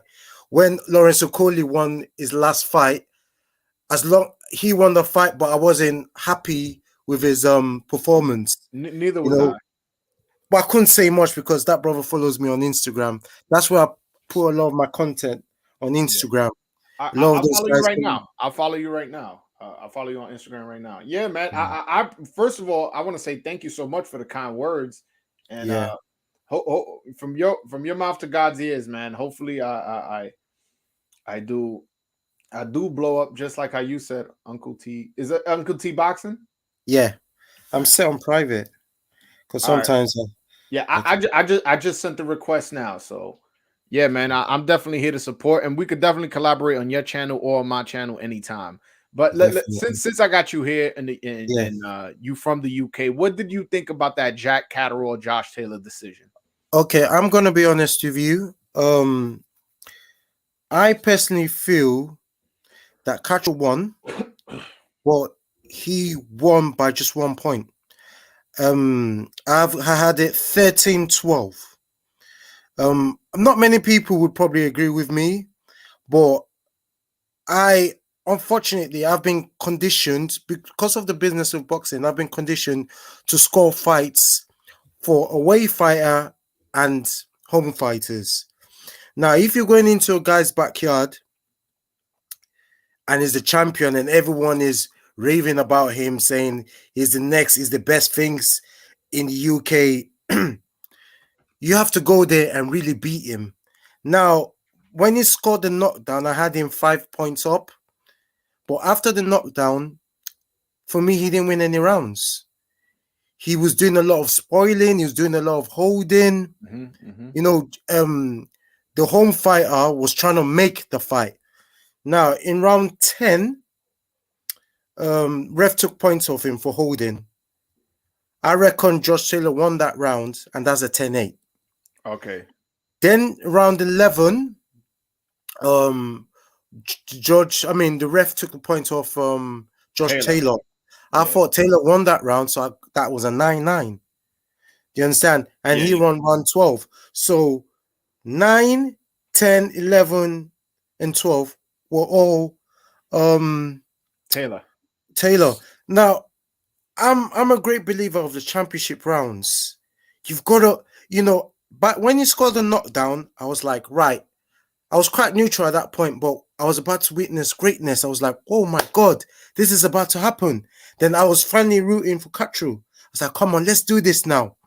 And he was just, his whole body language was just negative and everything. Though I thought he won, I just felt like, come on, you're in Scotland. I've seen scores in Scotland. When Bertrand fought Ricky Burns, he deserved the win, but they gave it a draw to Ricky Burns, if I can remember correctly. This was just before Crawford went to Ricky Burns and just snatched that belt off him. And Josh Taylor against Prograis, I thought that performance, if that was in America, that could have easily gone to Prograis, in my personal opinion. No, but I was okay with that decision. I don't feel like it was too controversial. No, I didn't say it was controversial, but I'm just saying because of the way we have to put things into consideration in terms of home fighters and away fighters. You know, there is advantage. The crowd making a noise when you throw your punches. You know, there's a lot of times when Cutthroat was making Josh Taylor miss, but the crowd was still making noise like he actually scored the points. So with that being said, in your head, in the last 4 rounds, you shouldn't just give it away. No, I don't think he gave it away. I think he started fading. I think he got. Yeah, I think he was. His body language to me was just. Yeah. He was like, oh my God, he panicked. Well, not panicked, but he did the most he could for the first 8-9 rounds. Then after that, he was gassing out because the pressure, the heat Josh Taylor was bringing was really intense. No, honestly, I don't even think it was the pressure. I think he just naturally gassed out because if you saw earlier in the first 8-9 rounds, he was that shoulder roll, that Philly shell was really giving Taylor problems, and it's almost like a fighter of Josh Taylor's caliber should have figured it out, and he kept landing that left hand, kept landing it. And I'm like, what is going on? This is not the Josh Taylor I'm used to seeing. And then he gets dropped. I was like, damn. I was shocked because before this fight, I had Josh Taylor as my number 5 pound-for-pound fighter. The guy was undisputed, beat Regis Prograis, beat Ivan Baranchyk, beat Jose Ramirez, had good wins. He even knocked out his mandatory, I think, in 1 round, the guy from Thailand. Yeah, so I was really, really high on Josh Taylor. Jack Catterall, I seen him fight a couple times. I never saw him live. I like once I heard he got the fight, I saw 2-3 of his fights. And I did see he had a tricky style, but I was like, man, this guy don't got shit for Taylor. Taylor gonna go over there and fucking knock him out. But that's not what happened. Catterall came out, boxed really well, dropped the champion in his hometown. And again, I felt like if he had just a little bit more stamina, or he could have pulled it off. I thought he pulled it off anyways, but I thought he could have won a little bit more convincingly, and hopefully, and not hopefully, but maybe even dropped them again. Yeah, that's true. The thing about Josh Taylor, the fight against Prograis, he was losing the first couple of rounds. Then he switched into gears. He used his physical advantages, and he got close, and he made it a dogfight against Prograis. I don't know. In the middle rounds against Cutthroat, I think he was definitely weight drained. You should see the state of him before he started camp. I don't even know if he was really injured. He probably just said he was injured to have more time to make that weight. He's just too big for the weight. Taylor? Yeah. I see. I've heard that argument made a lot, but he didn't look weight drained to me, and he didn't fade at the end. It was Catterall who started faded at the end. Usually when you you don't have that. It's not the fade, it's just the energy. Yeah, you say like he couldn't get off. He couldn't get off. Yeah, he couldn't get off like how he did against Prograis, because he was losing the first couple of rounds against Prograis. Then he switched things up. He made it a proper dirty fight. But then again, Cutthroat was obviously told to hold, to negate anything, any of those pressure. Taylor it was a good game plan. It was a good playing plan. Yeah. Well, we'll see. We'll see what the future holds. Yeah. I want to ask you about Nigerian boxing since you're Nigerian. Nigerians are usually big guys. Anthony Joshua is obvious evidence of that. Why hasn't you guys produced more heavyweights? I understand you guys had Sam Peter. Is boxing not that big in Nigeria? It's obviously not. There's just no money in it. And this country, that country, is a lot of people suffering. No one has got time to say, I'm going to be a boxer. No, but in Mexico, Mexico's a poor country. Puerto Rico. Yeah, but Mexico got a lot of support. There's a support. Come on, the Mexican fan base is different. There's two main fan bases: UK fan base and Mexican. No one cares about boxing like that to spend their money and support their fighters. If they did, there'll be more. You would have seen more talent. All the talents you see are people that actually don't actually live in Nigeria. They live in another country. Yeah. And it goes with every other sport. In the UFC, we've got that Israel Adesanya and what's that other guy's name? Usman. I mean, they didn't live in that. They don't live in. They didn't. They have to be in another country where there's a support and there's facilities. I mean, there's just no money. There's no money for infrastructure. And when you're suffering, as you already know, there's only a select few, even in the UK and USA, that make good money. It's only like the top 10% or whatever that boxes. Then you bring in Nigeria and you want to try and tell yourself you're a boxer. Like what? Well, your kid needs food. Who cares about boxing? The chances of you making that poor kid could come. Yeah, that poor kid. Yeah, but how many of them slip through the cracks? Listen, I live here in America, and in America, the most popular sport is football. That's the American football. Yeah, and a lot of our football players are either second generation Nigerian, or some of them were born in Nigeria but raised in America.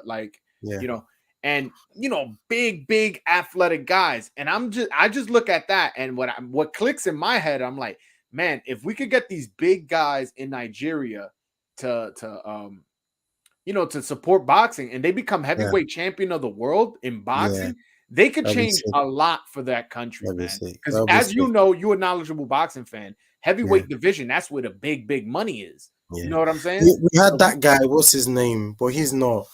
He's just showing his limitation. Peter? The guy that Samuel Peter? No.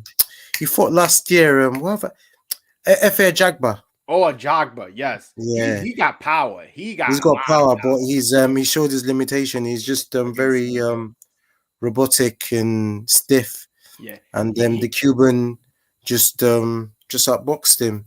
I think with F.A. Jagba, what his problem is, he doesn't know how to change levels. A lot of times you got to give somebody a height change. You bending down on your knees for a jab to the body, and then moving your head and doing that. I feel like he almost fights like a European style. I wonder who was his trainer, growing up, because he fights very 1-2, 1-2, 3. He doesn't really go and dip and throw uppercuts and move around and spin and use angles. And to be fair, he is a big guy. So that.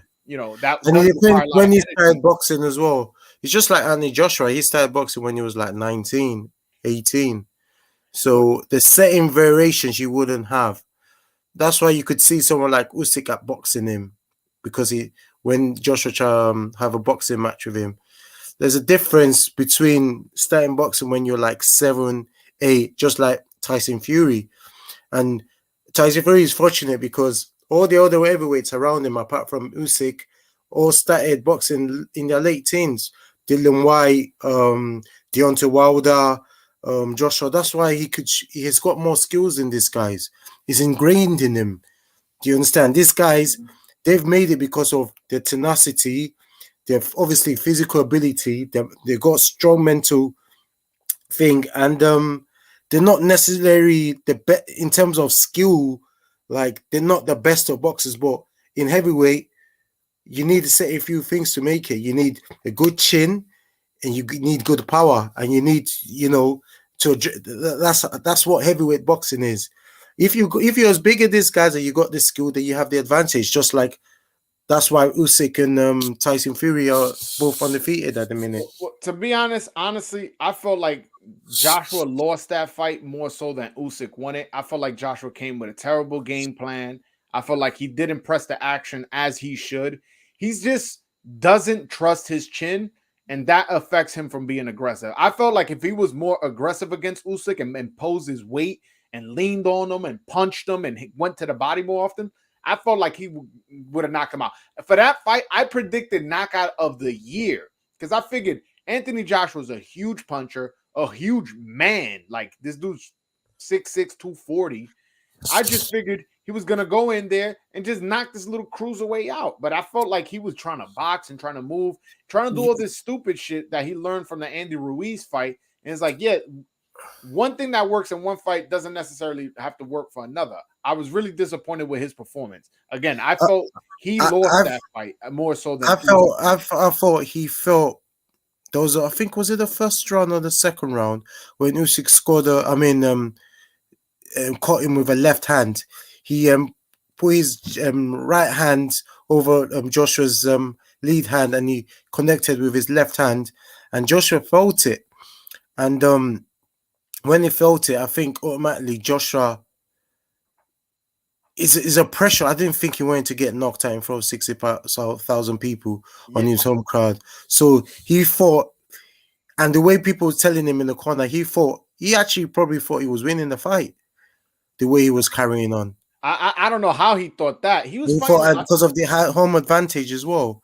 So you could see his reaction when they scored the thing. He was gobsmacked. He was like, then he quickly just changed the way he looked just to accept it.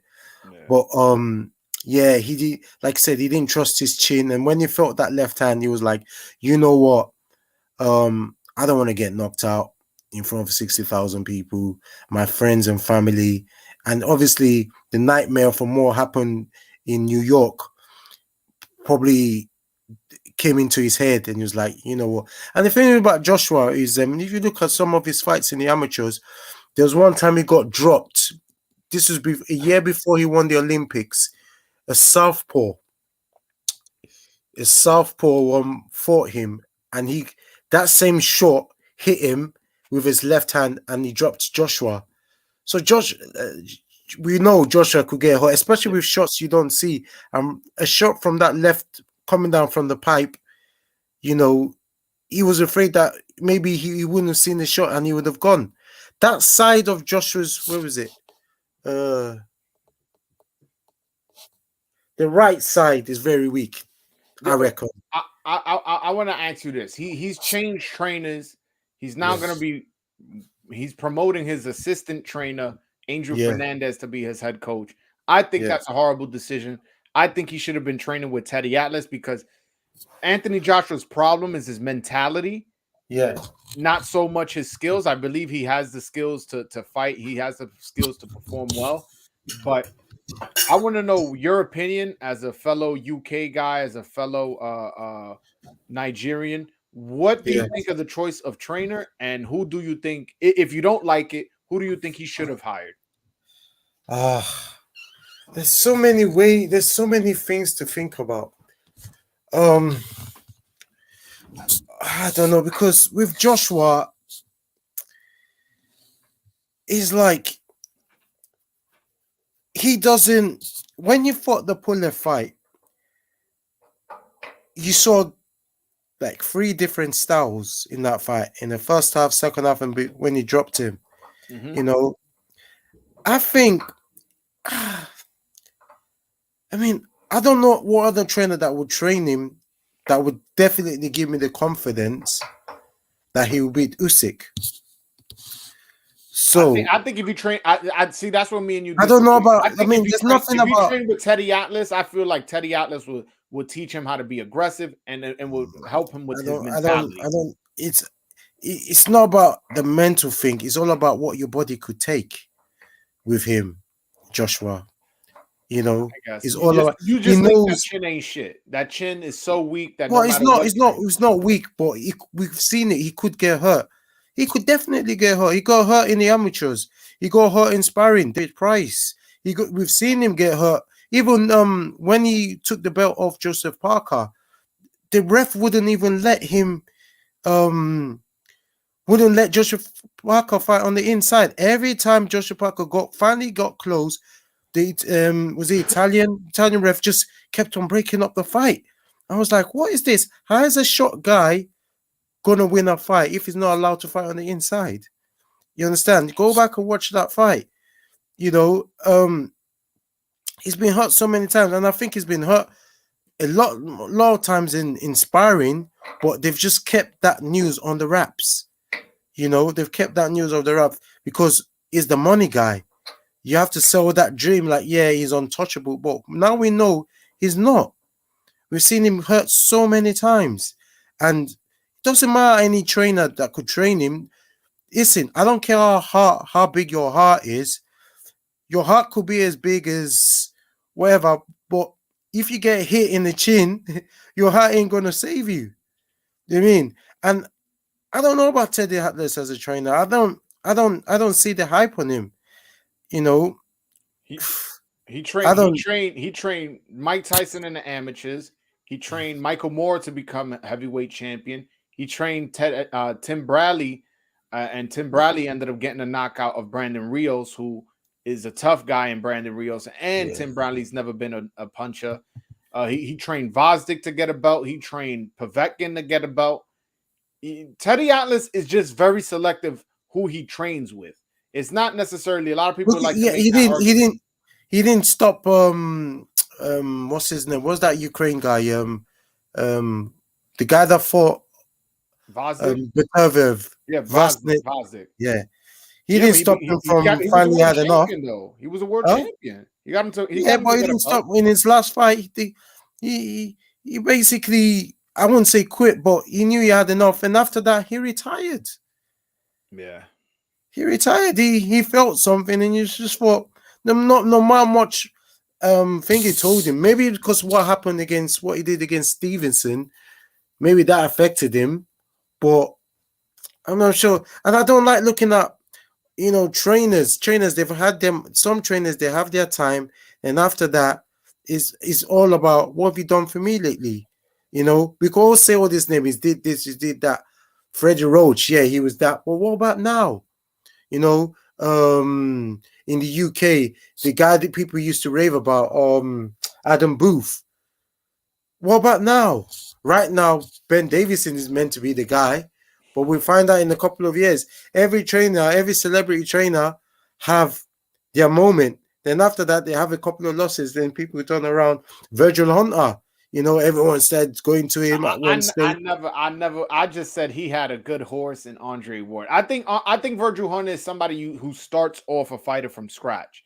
I don't think he's a trainer who you already a made product and you go to him. Because I honestly, I felt like when Amir Khan went to him after leaving Freddie Roach, I felt like he regressed very much. And yeah, he boxed well. I don't know. Even though at that time he fought Veginotta, he wasn't matched with punchers, but he had a couple of good wins. He had Devin Alexandra. Did he fight Collazo at that time? I'm not sure. Devin Alexandra, and he fought who did he beat convincingly? And he beat he got dropped against Julio Diaz. Like I just didn't like. Listen, it doesn't matter. Amir Khan has had all the best trainers you could have in this world. That's the worst chin I've ever seen. And what's sad about Amir Khan is that when he was in his prime, I thought Amir Khan was gonna take over boxing, man. Those hands were super fast. And even in the Danny Garcia fight, he was dominating that fight up until he got clipped. Yeah, but he got clipped early. What was he? He dominated the first 2 rounds. Yes, and that's the nothing. Third round, he was still dominating and then got caught. Yeah, it happens. He was always going to get caught at some point. He was doing well against Canelo till Canelo took his soul out of his body. And he beat Maidana. He beat Maidana and dropped Maidana. Well, he did get hurt in that fight. And Maidana didn't reach his prime. Maidana didn't reach his prime till later. That Maidana that fought Adrian Broner would have bodied him. Yeah. That Maidana that trained with Robert Garcia would have bodied him. Nah, I agree. But he would have taken him to hell. Yeah. Uncle T Boxing, I appreciate you coming on. Thank you. It's dinner time here at home, so I'm about to go eat. But what are you having to eat? What are you having to eat over there? some rice and beans, and I don't know what kind of meat my lady cooked, but something along those lines. Definitely rice and beans is on the menu. That's a staple here in the Dominican household. Rice and beans. Have you had has your child come out yet? No, he's due next month. And it's a boy. It's a boy. It's a boy. Thank God. On my first try, I got a boy. And not only that, my boy is huge. He's in the 97th percentile of size. I have a huge baby. Like we're going to a lot of doctor visits just because of how big he is. So wow, that's good. What about maybe I make my own heavyweight champion. Nah, I don't know. He's not boxing. We'll see. You never know what holds. But if you see the talent, I know you're gonna take him. Like, son, we're doing this. For sure. But yeah, my man, Joe. Yo, I appreciate you coming on, and definitely we'll do something. I'll go on your channel for sure. Anytime you want me on. You know what? I'll be honest with you. I've been lazy lately, so I've just been watching your shit and thinking. But I need to come back on. Come back on. I'm gonna make you come back on. I'm gonna be DMing you all the time on Instagram. Come back on, have me on, and that way we can have a full box. I like this StreamYard thing. How does it work? You gotta pay it's free. You can use it for free, but if you get it for free, you're gonna have a watermark on the upper right hand side, on the upper right corner. But I pay for it. I pay $240 a year or something like that. So I don't have the watermark, and pretty much I can stream to Facebook, Twitter, and YouTube simultaneously. And then on top of that, I don't have a Twitch, but if I wanted to stream on Twitch as well, I can. So it's pretty cool. That's good stuff. Yeah, I'll look into it. All right, I'm good. T-Boxing. Shout out to you. Again, we'll stay in touch. We'll catch you. Take care. All right, man. Peace.